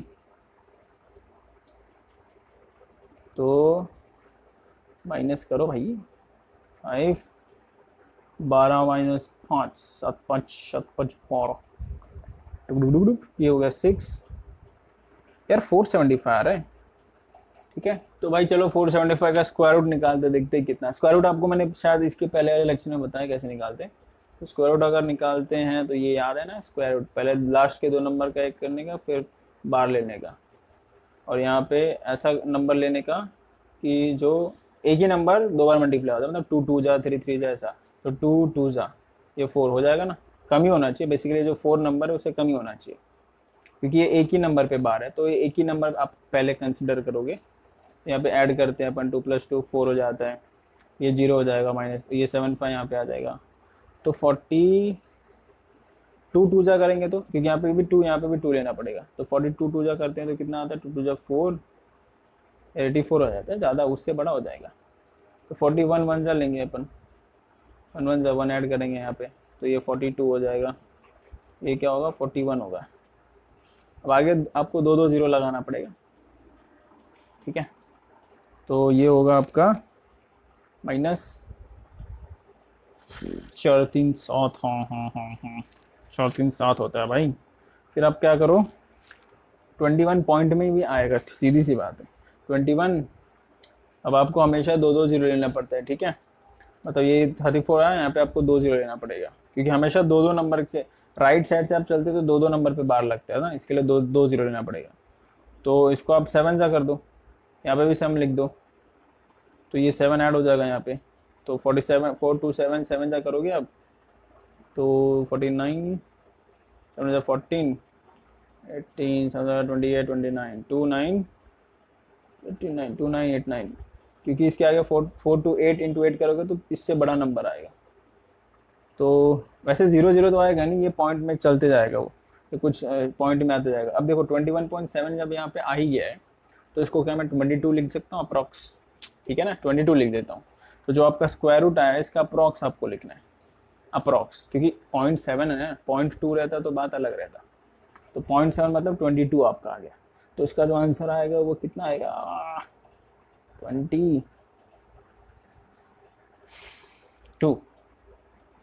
22 किलोमीटर, क्योंकि आपने इसको किलोमीटर पर हार में लिया है। तो आपका जो रिजल्टेंट वेलोसिटी रहेगा बच्चों कितना रहेगा, रिजल्टेंट मैग्नीट्यूड है बेसिकली, तो रिजल्टेंट वेलोसिटी कितना रहेगा, इस बोट का रिजल्टेंट वेलोसिटी 22 किलोमीटर प्रति घंटा। ठीक है, अब देखो ये बोट के स्पीड से भी कम हो गया, क्यों, क्योंकि वाटर की स्पीड यहाँ से थोड़ी स्पीड को काट रहा है ना, इस बोट को वाटर की स्पीड यहाँ से थोड़ी, ठीक है ये समझ गया। तो जो रिजल्ट आया 22। अब इसका हम लोग डायरेक्शन निकालते हैं। डायरेक्शन क्या है यहाँ पे, अल्फा, अल्फा निकालते हैं भाई, अल्फा। अब देखो, अब दोनों जो आपका एंगल दिया था ना, उससे आप दोनों से निकाल सकते हो। दोनों नहीं यार, ए तो इसमें दिया ही नहीं है, ए मतलब नहीं सब दिया है यार, इसमें वेक्टर ए भी दिया है, वेक्टर बी भी दिया है, और आर भी आपको मालूम पड़ गया। तो दोनों फॉर्मूले में से कोई भी फॉर्मूला होगा, 2 मैंने आपको बताया था डायरेक्शन का, याद है कुछ, याद है, थीटा भी आपको पता ही है ना। चलो मैं आपको 2 फॉर्मूला बता देता हूँ यार। इसके पहले आप प्रीसीड क्या बोलते हो उसको, इसके पहले 10 सेकेंड वो करके पीछे करके बैकवर्ड करके आप कॉपी कर लेना, मैंने रफ कर दिया अभी। तो हम लोगों ने 2 फॉर्मूला हमने देखा था, बताओ क्या था 2 फॉर्मूला। एक तो था sine alpha is equals to B upon R sine theta, एक ये फॉर्मूला था डायरेक्शन निकालने का। दूसरा tan alpha is equals to क्या था, बी साइन थीटा। अपने को इसमें सब पता है, मतलब इन दोनों में से बेसिकली इसमें डिफरेंस क्या था, इसमें मैग्नीट्यूड ऑफ आर में होना चाहिए, इसमें मैग्नीट्यूड ऑफ ए होना चाहिए। तो ए मतलब ये वेक्टर हो गया, बी मतलब ये वाला हो गया, और रिजल्टेंट ये हो गया। तो इसमें तो तीनों पता है ये वाले में। ठीक है, इसमें आपको वी भी पता है, वी कितना था जल्दी बोलो, 25 किलोमीटर पर हार। और क्या है भाई, बी सी इसमें कितना है, वापस लिखना पड़ रहा है यार, चलो कोई बात नहीं, रफ तो नहीं करना चाहिए था। आर कितना है अपना, कितना आया था 22 आया ना, 22 किलोमीटर पर हार। तो देखो इसमें तो सब मिल गया। और थीटा कितना था 120 डिग्री, थीटा 120 डिग्री। ठीक है, तो आप लगाओ कोई भी फॉर्मूला ले लो, मैं कौन सा लूँ पता है, मैं जो है मैं ये वाला लेता हूँ, आपके टेक्स्ट बुक में ये वाला लिया होगा, मैं ये लेता हूँ। So tan alpha will be B, इसमें बी जो है वो वी सी है, दैट इज 10 साइन थीटा, मतलब साइन 120 साइन 120 अपॉन ए इसमें है ये वाला 25 प्लस 10, ये हो गया कॉस 120। अब भाई कॉस 120 इसके पहले मैंने निकाला था ना, माइनस हाफ आया था वो मैग्नीट्यूड वाले में। तो आपको क्या निकालना है, साइन 120। अब देखो साइन 120 को मैं क्या लिख सकता हूँ, साइन 90 प्लस, चलो बच्चों मैं जो यहाँ पे है ना ये जो कैसे निकालते हैं अपन, जो वैल्यू रहता है 120 हो गया या फिर इससे कोई बड़ा नंबर आ गया, तो वो मैं आपको यहाँ पे बता ही देता हूँ, ठीक है, कैसे अपन निकालेंगे। तो इसका मतलब मैथमेटिक्स मुझे बताना पड़ेगा थोड़ा बहुत पार्ट, इसमें मैथमेटिक्स का मैं यहाँ पे पार्ट बता देता हूँ। यार जगह भी का कुछ नहीं लिख रहा है, चलो कोई बात नहीं, इतने से जगह में काम चल जाएगा। देखो ध्यान से, ये देखो ये हो गया एक्सेस, ठीक, क्या मैं इसको रफ कर दूँ क्या, मैं अभी नहीं बताता हूँ, मैं ये सम हो जाता है उसके बाद मैं आपको बता देता हूँ, ठीक है। तो ये देखो इसको मैं क्या करता हूँ, साइन जो 120 है उसको मैं लिखता हूँ साइन π/2 मतलब 90, साइन 90 प्लस 30 हो गया ना, साइन 90 प्लस 30, तो ये होता है, ये माइनस में नहीं होता, ये प्लस साइन का कॉस हो जाएगा क्योंकि π/2 है ना यहाँ पे, तो ये कॉस हो जाता है, प्लस कॉस 30 डिग्री हो जाता है, कॉस 30 डिग्री, ठीक है। अब कॉस 30 डिग्री आपको क्या होता है, याद है, 30 उल्टा उल्टा उल्टा, याद है ना, √3/2, ठीक। तो कॉस 30 √3/2 हो गया, मतलब ये जो अपने अपन ने निकाला किस चीज़ का, साइन 120 का निकाला, मतलब साइन 120 कितना है, √3/2 आया, प्लस में आया, चलो ठीक है, ये √3/2 हो गया, दूसरा हो गया माइनस हाफ, याद रखना, ठीक भाई। तो tan इंटू √3/2 अपॉन ये हो जाए तो सम, तो फिर मैं आपको वो चीज़ बता देता हूँ जो भी मैं बताया, कैसे साइन और कॉस चेंज होता है, tan कॉट कैसे चेंज नहीं होता है, ठीक है। 25 प्लस ये कितना आता है, 10 इंटू माइनस हाफ, तो इसको इधर कर दें, ये 2 से कैंसिल होगा, 5, तो ये हो गया 5√3, 25, 2 5 10, माइनस है ना बीच में, तो माइनस 5 5 5√3 अपॉन 20, 5 1 जा 5 5 4 जा, तो ये √3/4 बची गया। तो √3 की वैल्यू कुछ होती है √3/4 ना, ठीक है। तो बच्चों √3 तक यहाँ पे रखो, ठीक है। आपका कितना है, tan alpha is equals to √3/4। अब इसके आगे मैं आपको बताता हूँ, यहाँ तक कॉपी कर लो, अभी तक एंगल आया नहीं है, ठीक है, एंगल अभी तक आपको अल्फा निकालना है, अल्फा ये रिजल्टेंट वेक्टर का एंगल निकालना है, डायरेक्शन बेसिकली निकालना है, ठीक है। तो यहाँ तक आप कॉपी कर लो फटाफट, मैं स्टॉप करके मैं इसके आगे बताता हूँ। तो tan अल्फा आपका √3/4 है, यार ऊपर तो लिखा ही नहीं, मैं किधर गया, marker where is marker. So tan alpha कितना आया था, √3/4, इसको मैं रफ कर देता हूँ, ठीक। अब देखो आपको ना यहाँ पे फिर आपको लोगरिथम यूज करना पड़ेगा, क्योंकि ये ऐसे वैल्यूज नहीं आते, लॉगरिथम से ही आएंगे। लॉग टेबल तो आपको देते ही है वैसे एग्जाम वगैरह में, ठीक। तो जो √3 की वैल्यू होती है, अगर आपको √3 की वैल्यू याद नहीं है, वैसे याद कर लो यार, रट्टा मार लो सीधा, 1 पॉइंट कितना होता है, 1.73, ठीक है। √3 की वैल्यू होती है 1.73, या पर रट्टा ही मार लो सीधा √3 की वैल्यू, क्योंकि ये याद हो जाता है। लॉग बुक से भी निकाल सकते हो √3 की वैल्यू, बट आप रट्टा मार लो इसको फिलहाल तो। अब देखो, अब क्या है, इसको डिवाइड करूंगा मैं, डिवाइड करते हैं। सो डिवाइड अगर करेंगे 1.73 को, तो क्या आएगा, 0.44 जा 16, 4 3 जा 12, 1 0, 4 2 जा 8, 2 0, 4 5 जा 20, मतलब ये नंबर आ रहा है। सो अगर डिवाइड किया तो 0.4325 ये नंबर आ रहा है, ठीक। अब डिवाइड करने के बाद आपका वो नंबर आ रहा है। तो अब देखो, अब हमको लॉग यूज करना पड़ेगा अल्फा निकालने के लिए भाई। कैसे यूज करेंगे, तो यहाँ पे जो अल्फा है क्या हो जाएगा, tan इनवर्स 0.4325। तो बच्चों अभी आपको लॉग यूज करना है, ठीक है। तो लॉग में जो है यहाँ पे tan है, तो आपको क्या करना है, लॉग बुक में नेचुरल टेंजेंट में जाना है। अब भाई नेचुरल टेंजेंट में आपको क्या ढूंढना पड़ेगा कि ये सारा 0 पॉइंट में ही है, ये सारे जो अंदर की वैल्यू है ना 0 पॉइंट में, आपको बेसिकली इसको डिग्री में आएगा आंसर। तो डिग्री में आएगा तो आपका जो भी ये रहेगा ना 0.432 ये इसके इधर रहेगा, अंदर ही रहेगा। तो हम लोग 0.432 ढूंढते हैं नेचुरल टेंजेंट में, सॉरी 4325 है ना पूरा 4325। अगर नहीं भी मिलेगा तो यहाँ से अपन ऐड कर सकते हैं 4325, याद रखना आप। तो चलो मैं पास में लेके आता हूँ इसको, थोड़ा 1 मिनट फोकस करना पड़ेगा मेरे को इसको, फोकस। तो नंबर याद रखना आप, क्या था 4325, 0 पॉइंट, ये सारा 0 पॉइंट में ही है। तो 0.4325 अपन देखते हैं, ये देखो 4327 तक है यहाँ पे, 27 के पहले है 07, ये सारा 0 पॉइंट में ही है, ये सारा जो वैल्यू है ना 0 पॉइंट में ही है। तो आपको यहाँ पे देखो मिल गया कि 4307 में आप कितना ऐड करोगे तो 25 आता है। 07 में अगर मैं 4 ऐड कर दिया तो उसके आसपास वैल्यू आ जाता है, क्योंकि ये जो मेन डिफरेंस है ना सारे ऐड होते हैं, हमेशा याद रखना, ठीक है। तो देखो ये वैल्यू किधर गई यार, 0.4325 है ना, हाँ। तो देखो 0.4307 प्लस ये कर दो 14, कितना आता है, करो पॉइंट ऐड करो, 0.4307 प्लस 14, ये भी 0 ऐड करोगे तो कितना आएगा, 7 5 12 होता है ना क्या, देखो उसके आसपास ही वैल्यू आ रहा है 0.4321, मतलब इसके जस्ट आसपास। तो जब आसपास है इस ये वैल्यू, तो आप क्या कर सकते हो, आप क्या कर सकते हो, इसकी वैल्यू जो है वो क्या, नहीं यार आसपास तो नहीं होना चाहिए, पूरा एग्जैक्ट वैल्यू आना चाहिए तो ज़्यादा सही रहेगा, ठीक है। एग्जैक्ट वैल्यू ये नहीं है, क्योंकि आपको आसपास से मतलब नहीं है, आपको एग्जैक्ट वैल्यू आना चाहिए 0.4325। तो यार ये तो कम आ गया यार, 4 नंबर कम आ गया। अब दूसरा कोई नंबर लेते, 22 का देखते, 0.4325 है ना, ओहो 4325,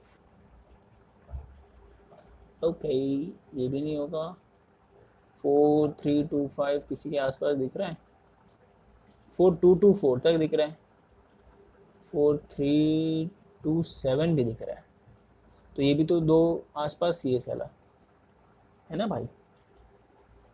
ओके तो हम लोग को यही लेना पड़ेगा, ठीक है।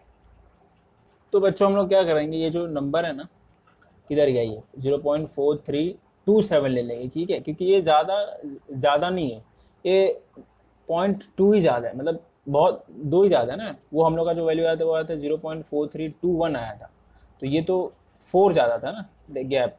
और वो ये वाला जो नंबर है, ये जो मैं दिखाया आपको किधर गया है 27, 0.4327, ये एग्जैक्ट पास में, एग्जैक्ट जस्ट 2 नंबर ही ऐसा बच गया है, ठीक है। तो आप क्या करोगे, ये वाला नंबर कंसिडर करोगे। 1 मिनट में पेंसिल ले लेता हूँ। तो देखो 1 मिनट, तो ये किधर यार, मैं क्यों, हाँ ये नंबर दिखाता है ना 0.4327, तो हम लोग ये नंबर कंसिडर करेंगे। तो इसके सामने जो डिग्री है वो 23 डिग्री है, और इसके ऊपर वाला जो डिग्री है वो कितना है 0.4 डिग्री है, या फिर उसको 24 मिनट से बोलते हैं।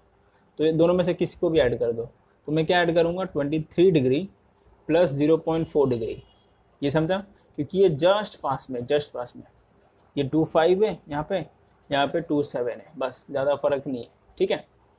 तो जो मेरा डिग्री आएगा वो कितना आएगा 23 डिग्री, क्योंकि ये डिग्री में, प्लस 0.4 डिग्री, या आप 23 डिग्री डॉट 24 मिनट्स भी लिख सकते हो, ठीक है, दोनों में से कुछ भी लिखो। तो मैं डिग्री में लेता हूँ, ओके। तो जो ये रहेगा आपका, एक में फोकस कर देते हैं इसको,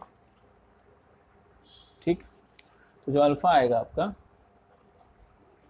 मार्कर को क्या हो गया, ओके। तो जो अल्फा आएगा बच्चों कितना आया था, अबे यार मार्कर को क्या हो गया, 1 मिनट। तो बच्चों जो अल्फा आएगा वो कितना आया था 23 डिग्री प्लस 0.4 डिग्री, ये मैंने बोला था, ठीक है। तो दोनों को ऐड करोगे तो 23.4 डिग्री, ठीक है, 23.4 डिग्री मिलता है। ये समझा बच्चों कैसे आया। तो ये जो अल्फ़ा आया, मतलब जो आपका डायरेक्शन आया alpha with respect to current, water current मतलब वाटर की वेलोसिटी, ये आपका ये है। तो ये हो गया आपका फाइनल आंसर। ठीक है, टेस्ट 2 में इसको इन्होंने फाया वो वाला कुछ और एंगल लिया। मैं बोला टेस्ट 2 का आप मत देखना, ये एकदम बेस्ट एक्सप्रेशन है। ठीक है, मतलब ये अब इजी पड़ेगा आपको। ठीक है, टेस्ट 2 में से देख के समझोगे तो बराबर समझेगा भी नहीं। ठीक है बच्चों, तो यहाँ पे हम लोग अभी पार्ट खत्म नहीं करते हम। मैंने अभी आपको बताया था कि वो ट्रिग्नोमेट्री वाला सिखाना ना आपको। ठीक है, तो वो आपको मैं बता देता हूँ ट्रिग्नोमेट्री वाला कैसे चेंज होता है, साइन का कॉस, कॉस का साइन कैसे चेंज होता है। तो ये आप कॉपी कर लो, फिर अपन ट्रिग्नोमेट्री वाले पे आते हैं। भाई जुगाड़, चलो जुगाड़ बन जाता है यार। एक्चुअली ये जो है बच्चों, ये बोर्ड नहीं है, क्योंकि बोर्ड थोड़ा ज़्यादा शाइन मारता। ये एक उसको हम लोग बोल सकते हैं यार, वो आता है ना। ठीक है, अब क्या बताऊँ आपको, जाने दो। चलो ठीक है, अभी हम लोग वो ट्रिग्नोमेट्री का देखने वाले हैं। इसको भी रफ करो यार, ट्रिग्नोमेट्री का वो चेंज कैसे होता है। तो देखो ध्यान से देखना बच्चों, ट्रिग्नोमेट्री का मैं ये इसमें बता देता हूँ। शायद मैं मैक्स का टॉपिक का भी शायद मैं वीडियो डाल सकूँ यार। अभी यही सब एक एक वीडियो में बनाने में यार, मतलब पूरा एक वीडियो अपलोड करने तक बच्चों, ये जो मैं अभी कर रहा हूँ वो 5 घंटा लग जाता है, 5 से 6 घंटा अपलोड करने तक मैं बोल रहा हूँ। ठीक है, बनाने का तो 1.5-2 घंटा लगता है, बाकी अपलोड करने तक वो 3-4 घंटा लेता है अपलोड, क्योंकि वो बड़ा हो जाता है ना वीडियो। अब बड़ा बनाना ही पड़ेगा क्योंकि कंसेप्ट पूरा हो नहीं पाएगा क्लियर। ठीक है बच्चों, इसके लिए मुझे बड़ा वीडियो बनाना पड़ता है। तो चलो हम लोग ट्रिग्नोमेट्री की बात कर रहे थे। तो ट्रिग्नोमेट्री में क्या होता है, ये आपको पता है, ये वाई एक्सिस होता है, ये एक्सिस की तरह है। तो ये आपको पता है, ये क्वाड्रेंट 1 होता है, क्वाड्रेंट 2, क्वाड्रेंट 3, क्वाड्रेंट 4 होता है। ये हमने देखा है बचपन में, मतलब 10वीं में, बचपन में बोल रहा हूँ। तो इसमें क्या होता है कि इसमें सारे ट्रिग्नोमेट्री पॉजिटिव होते हैं। Sine cos tan cot sec cos सब पॉजिटिव होता है। इसमें क्या होता है, इसमें क्या पॉजिटिव होता है, याद है आपको, याद है? इसमें साइन और कोसेक पॉजिटिव होता है, सिर्फ साइन और कोसेक पॉजिटिव होता है, बाकी नेगेटिव होता है। ठीक, ठीक है। और 1 मिनट यार, 1 मिनट रुक जाओ, 2 मिनट रुक कर बढ़ हो गया, थोड़ा इसको नीचे बनाता हूँ, ऊपर दिख नहीं रहेगा। इसको मैं थोड़ा नीचे बनाता हूँ, बीच में बनाता हूँ, मतलब बीच में नहीं, मतलब साइड में बनाता हूँ। तो ये था x और ये y था। x y लिखने की जरूरत नहीं, ये बेसिकली 0 डिग्री होता है, ये 90 डिग्री होता है, और ये जिसको हम लोग पाई बाय 2 भी बोलते हैं, और ये कितना होता है 180 डिग्री होता है, जिसको हम लोग पाई भी बोलते हैं। ठीक, ये होता है थ्रू 270 डिग्री, 27 डिग्री लिख दिया, जिसको हम लोग क्या बोल सकते हैं, क्या बोल सकते हैं, 2 पाई बाय 3, यही होता है ना, 2 पाई बाय 3, सॉरी बच्चों 3 पाई बाय 2 होता है वो। ठीक है, 3 पाई बाय 2 मैं उल्टा लिख दिया था, इसको हम लोग 3 पाई बाय 2 भी बोल सकते हैं। ठीक है, पाई के बदले आप 180 डाल रहा हूँ, पाई के बदले अगर 180 डिग्री डालता हूँ मैं तो वही आता है ना 90, यहाँ पे भी पाई के बदले 180 डाल तो वही आता है। ठीक है, तो अब क्या होता है कि इसमें मैं बता रहा था कि ऑल पॉजिटिव होते हैं, ऑल ट्रिग्नोमेट्रिक रेशियो पॉजिटिव होते हैं। इसमें क्या पॉजिटिव होता है, इसमें साइन और कोसेक पॉजिटिव होता है, खाली साइन और कोसेक, बाकी सब नेगेटिव होता है। और ये कैमरा यार बार बार डीफोकस हो जा रहा है, तो ठीक है, साइन कोसेक पॉजिटिव होता है। इसमें क्या होता है, टैंग और कॉट पॉजिटिव होता है। ठीक, और ये हो गया इसमें सेक और कोसेक पॉजिटिव होता है, एक कॉमा डाला हूँ, सेक और कोसेक पॉजिटिव होता है। तो ये चीज़ आपको याद होनी चाहिए। ओके चलो भाई, अब हम लोग बहुत इजी तरीके में देखेंगे क्या होता है। देखो देखो ध्यान से, अगर मैं बात करूँ साइन 90 मतलब pi by 2 minus theta, theta यहाँ पे 30 डिग्री जैसे वहाँ पे था, है ना, इसके पहले हम लोगों ने देखा था। तो 90 माइनस थीटा मतलब आप देख सकते हो कि 90 ये इधर है, अब माइनस करूंगा तो बेसिकली इस वाले क्वाड्रेंट में आएगा, जो भी एंगल आएगा। ये क्वाड्रेंट 1 है, क्वाड्रेंट 1 है, ये क्वाड्रेंट 2 है, ये क्वाड्रेंट 3 है, ये क्वाड्रेंट 4 है। तो मैंने क्या बोला कि 90 माइनस थीटा मतलब 90 से आप माइनस करोगे तो ये वाले क्वाड्रेंट में आएगा। तो यहाँ पे तो सारा ही पॉजिटिव होता है।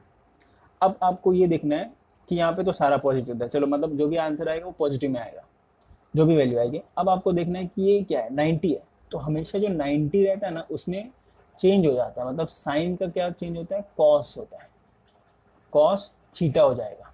ये जो थीटा वैल्यू रहेगा ना 30 रहेगा, पाई/2 -30 रहेगा, तो एक कॉस 30 हो जाएगा, बट पॉजिटिव में रहेगा, नेगेटिव में नहीं रहेगा। क्यों? क्योंकि यहाँ पे सारे ट्रिग्नोमेट्रिक रेशियो पॉजिटिव होते हैं। ठीक है, प्लस लिख देता हूँ। अब अगर मैं बात करूँ साइन पाई/2 प्लस थीटा, ठीक, तो प्लस थीटा में बच्चों क्या होगा कि ये पाई/2 है, अब प्लस करते हो मतलब ये वाले क्वाड्रेंट में, क्वाड्रेंट 2 में वो एंगल आएगा, जो भी एंगल आएगा प्लस है ना, तो 90 के बाद वाला। ठीक, तो पाई/2 अभी मैंने बताया कि जब इसमें क्या पॉजिटिव होता है, साइन और कोसेक पॉजिटिव होता है, तो ये साइन ही है, इसका मतलब पॉजिटिव ही रहेगा जो भी वैल्यू आएगा, क्योंकि इस क्वाड्रेंट में साइन पॉजिटिव रहता है और कोसेक भी आप लोगे तो पॉजिटिव रहेगा। ठीक, अब पाई/2 है तो वो चेंज हो जाएगा। ठीक है, याद आया बच्चों, या मतलब समझ में आया? ठीक है, ये समझा। अब बात करते हैं हम लोग कॉस की। तो कॉस अगर पाई/2 माइनस थीटा रहेगा, तो कॉस पाई, पहले ये देखो पाई/2 माइनस थीटा मतलब ये वाला क्वाड्रेंट, पाई/2 मतलब 90 हो गया ना, 90 माइनस थीटा मतलब फर्स्ट क्वाड्रेंट। तो फर्स्ट क्वाड्रेंट में तो सारा ही पॉजिटिव होता है, तो जो भी आंसर आएगा पॉजिटिव में आएगा, लेकिन ये पाई/2 है तो चेंज हो जाएगा, कॉस का साइन में चेंज होगा। ठीक, साइन ये थीटा हो जाएगा, जो भी यहाँ पे थीटा रहेगा ना। ठीक है, अब कॉस 90 प्लस थीटा की अगर मैं बात करूं, जो कि आया था उसमें, यही आया था ना, हाँ, कॉस 120 डिग्री आया था, याद आ रहा है? अभी जो इसके पहले हमने सम किया था, तो 90 ये है प्लस थीटा, मतलब ये वाले क्वाड्रेंट, सेकेंड क्वाड्रेंट। तो सेकेंड क्वाड्रेंट में तो भाई सिर्फ साइन और कोसेक पॉजिटिव होते हैं, ये तो बट कॉस है, तो इसका जो भी आंसर आएगा वो नेगेटिव में आएगा। अब ये 90 है तो कॉस का साइन में चेंज हो जाता है। ठीक है, साइन माइनस साइन थीटा, जो कि हम लोग का आया था, याद है इसके पहले? चलो भाई, ये समझ में आ गया। अब ये तो चेंज वाला हो गया। अब हम लोग क्या करते हैं, नो चेंज वाला लेते हैं। ठीक है, तो नो चेंज वाला रहेगा आपका 180। तो 180 को मैं क्या ले सकता हूँ, पाई माइनस थीटा। अब देखो, पाई मतलब ये, माइनस मतलब ये वाला क्वाड्रेंट, सेकंड क्वाड्रेंट है ना, इसके ऊपर ही माइनस होगा ना, पाई से मतलब 180 डिग्री से आपका कम रहेगा वो, तो इसमें आएगा। ठीक है, तो जब इसमें आएगा तो ये तो इसमें साइन पॉजिटिव होता है, तो जो भी होगा वो आंसर पॉजिटिव में आएगा, लेकिन यहाँ पे पाई है, तो पाई में क्या होता है कि जो भी रहता है ना यहाँ पे ट्रिग्नोमेट्रिक फंक्शन, वो चेंज नहीं होता है, वो एज इट इज रहता है, तो ये साइन थीटा हो जाएगा, प्लस साइन थीटा। समझे आप? पाई/2 में चेंज हो जाता है, साइन का कॉस हो जाता है। ठीक है, ये हो गया आपका साइन पाई/2, वापस क्यों लिख रहा हूँ यार, पाई पाई पाई पाई प्लस थीटा। तो इसमें क्या होगा, पाई ये है प्लस थीटा मतलब ये वाला क्वाड्रेंट, तो ये क्वाड्रेंट में टैन और कॉट ही पॉजिटिव होते हैं, बाकी साइन तो नेगेटिव, मतलब जो भी आएगा नेगेटिव आएगा। चेंज होगा कि नहीं होगा? नहीं चेंज होगा। क्यों? क्योंकि पाई है ना, पाई/2 में चेंज होता है।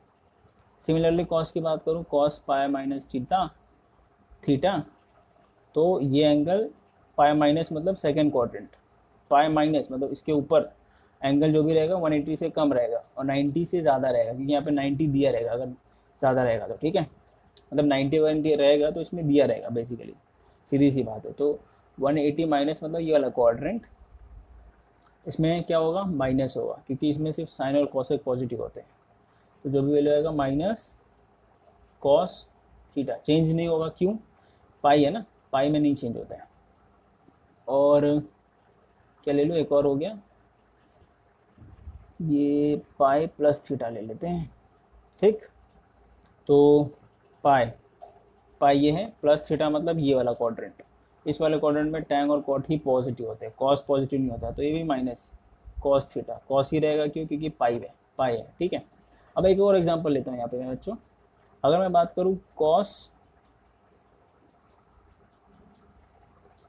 एक मिनट यार, मैं कुछ गड़बड़ किया हूँ क्या बच्चों? मैंने यहाँ पे एक चीज़ थोड़ा गड़बड़ कर दी थी क्या, अगर कुछ नहीं, छोटा मोटा यार, यहाँ पे कॉस और सेक होता है। ठीक है, ये मैंने कोसेक तो यहाँ पे पॉजिटिव होता है यार, यहाँ पे कॉस और सेक थीटा पॉजिटिव होता है, क्योंकि कॉस का उल्टा सेक होता है ना, जो उल्टा होता है वो दोनों पॉजिटिव होते हैं। तो यहाँ पे कॉस और, अरे यार गड़बड़ हो जा रहा है यार, कॉस और सेक पॉजिटिव होता है। ठीक है, तो अगर मैं एक और एग्जांपल लेता हूँ, क्या एग्जांपल लूँ मैं, कॉस, देखो ये अगर 270 होता है तो अगर रिटर्न एंगल आऊंगा तो ये क्या बन जाता है, ये 360 डिग्री बन जाता है, जिसको हम लोग 2 पाई भी बोलते हैं। 360 डिग्री को 2 पाई बोलते हैं। तो अगर मैं बात करूँ बच्चों 2 पाई, ठीक, 2 पाई माइनस थीटा, तो अब क्या होता है कि 2 पाई ये है, माइनस मतलब इसके पहले वाले क्वाड्रेंट में आएगा, ऊपर नहीं जाएगा, वो ऊपर जाएगा तो और वैल्यू कम हो जाए, ऊपर जाएगा तो प्लस होना चाहिए यहाँ पे, ठीक है, क्योंकि अगर आप घूमते जाओगे तो एंगल बढ़ते जाते हैं। अब जैसे यहाँ पे घूम के 360 आए, फिर घूमेगा तो ये 720 हो जाता है ना, तो प्लस रहेगा तो वो ऊपर जाएगा, माइनस है तो वो नीचे ही आएगा, तो इस वाले क्वाड्रेंट में आएगा। तो जब इस वाले क्वाड्रेंट में आता है तो इस वाले क्वाड्रेंट में जो कॉस रहता है वो प्लस में रहेगा, ठीक है, क्योंकि यहाँ पे कॉस प्लस होता है। और चेंज होगा कि नहीं होगा, नहीं होगा, 2 पाई पे आपका चेंज यहाँ पे नहीं होता है। तो इसमें आप ये अभी कॉपी कर लो, मैं आपको इन शॉर्ट बता देता हूँ क्या होता है। तो ये पहले आप कॉपी कर लो, कॉपी किया आपने, ठीक है। तो इन शॉर्ट देखते हैं, अगर मैं इन शॉर्ट की बात करूँ तो बच्चों ध्यान रखना कि π/2 और ये क्या है 3π/2 270 डिग्री में चेंज होता है। क्या चेंज होता है, जो भी ट्रिग्नोमेट्री रेशियो रहता है वो चेंज होता है। पाई और 2 पाई में नो चेंज, मतलब वो ट्रिग्नोमेट्री रेशियो चेंज नहीं होता है, ठीक है। ये चीज़ आपको याद रहेगा, सिंपल है, तो ये समझ गया आगे आपको, ठीक है। एंड फर्स्ट क्वाड्रेंट में आपको पता है, फर्स्ट क्वाड्रेंट में कौन से, फर्स्ट क्वाड्रेंट में ऑल पॉजिटिव होता है, मतलब सारे ट्रिग्नोमेट्री रेशियो पॉजिटिव होते हैं। सेकेंड क्वाड्रेंट में साइन और कोसेक पॉजिटिव होता है, पॉजिटिव होता है। थर्ड क्वाड्रेंट में टैंग और कॉट पॉजिटिव होता है, ठीक है। फोर्थ क्वाड्रेंट में कॉस और सेक पॉजिटिव होता है, ठीक है। अब चेंज देखते हैं, तो जो भी जैसे यहाँ पे π/2 या 3π/2 आ गया तो चेंज तो होता ही है। तो चेंज कैसे होता है, साइन का कॉस में होगा और कॉस का, रिवर्स कर देता हूँ यहाँ पे, साइन का कॉस में होता है, कॉस का साइन में होता है, ठीक। टैंग का कॉट में होता है और कॉट आया तो कॉट का टैंग में होगा, रिवर्स, ठीक है। और अगर सेक आ गया तो सेक का कोसेक में होता है और कोसेक आ गया तो उसका सेक में हो जाएगा, मतलब ये चेंज होता है बेसिकली। अगर ये चेंज होगा, चेंज किस में होगा, जब आपका π/2 या 3π/2 आएगा तब। तो ये इन शॉर्ट हो गया, तो आप इन शॉर्ट भी नोट कर लेना, ठीक है, इन शॉर्ट भी आप नोट कर लेना, ठीक है बच्चों। तो ये आपको समझ गया ट्रिग्नोमेट्री का जो भी है। अब मैं सोच रहा हूँ मैथ्स भी पढ़ाऊँ, बट यार बच्चों टाइम की इशू है, टाइम का इशू है, तो मैथ्स भी आपको पढ़ाता मैं, ठीक है, एनसीईआरटी का।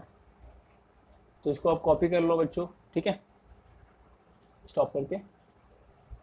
तो बच्चों मैं ये चाहता हूँ कि ये जो भी मैं वीडियोस बना रहा हूँ एनसीईआरटी के ऊपर, तो मैं चाहता हूँ आप जितना हो सके उतना शेयर कीजिए। क्यों, मैं चाहता हूँ कि वो बच्चे तक पहुँचे जो मतलब कोचिंग या फिर ट्यूशन वो लोग अफोर्ड नहीं कर पाते, ठीक है।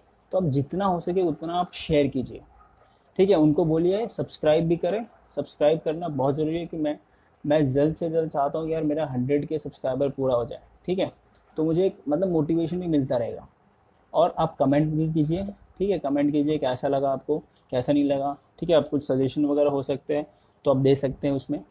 आप कुछ सजेशन वगैरह देना चाहें, जैसे मतलब आप थोड़ा ये करो, मतलब राइटिंग, जैसे हैंड राइटिंग का हो गया, हैंड राइटिंग तो मैंने सुधार लिया यार, ठीक है, धीरे धीरे। बाकी आप कोई भी सजेशन वगैरह देना चाहें या कैसा लगा, ठीक है, तो आप बता सकते हैं। तो चलिए बच्चों, गुड बाय।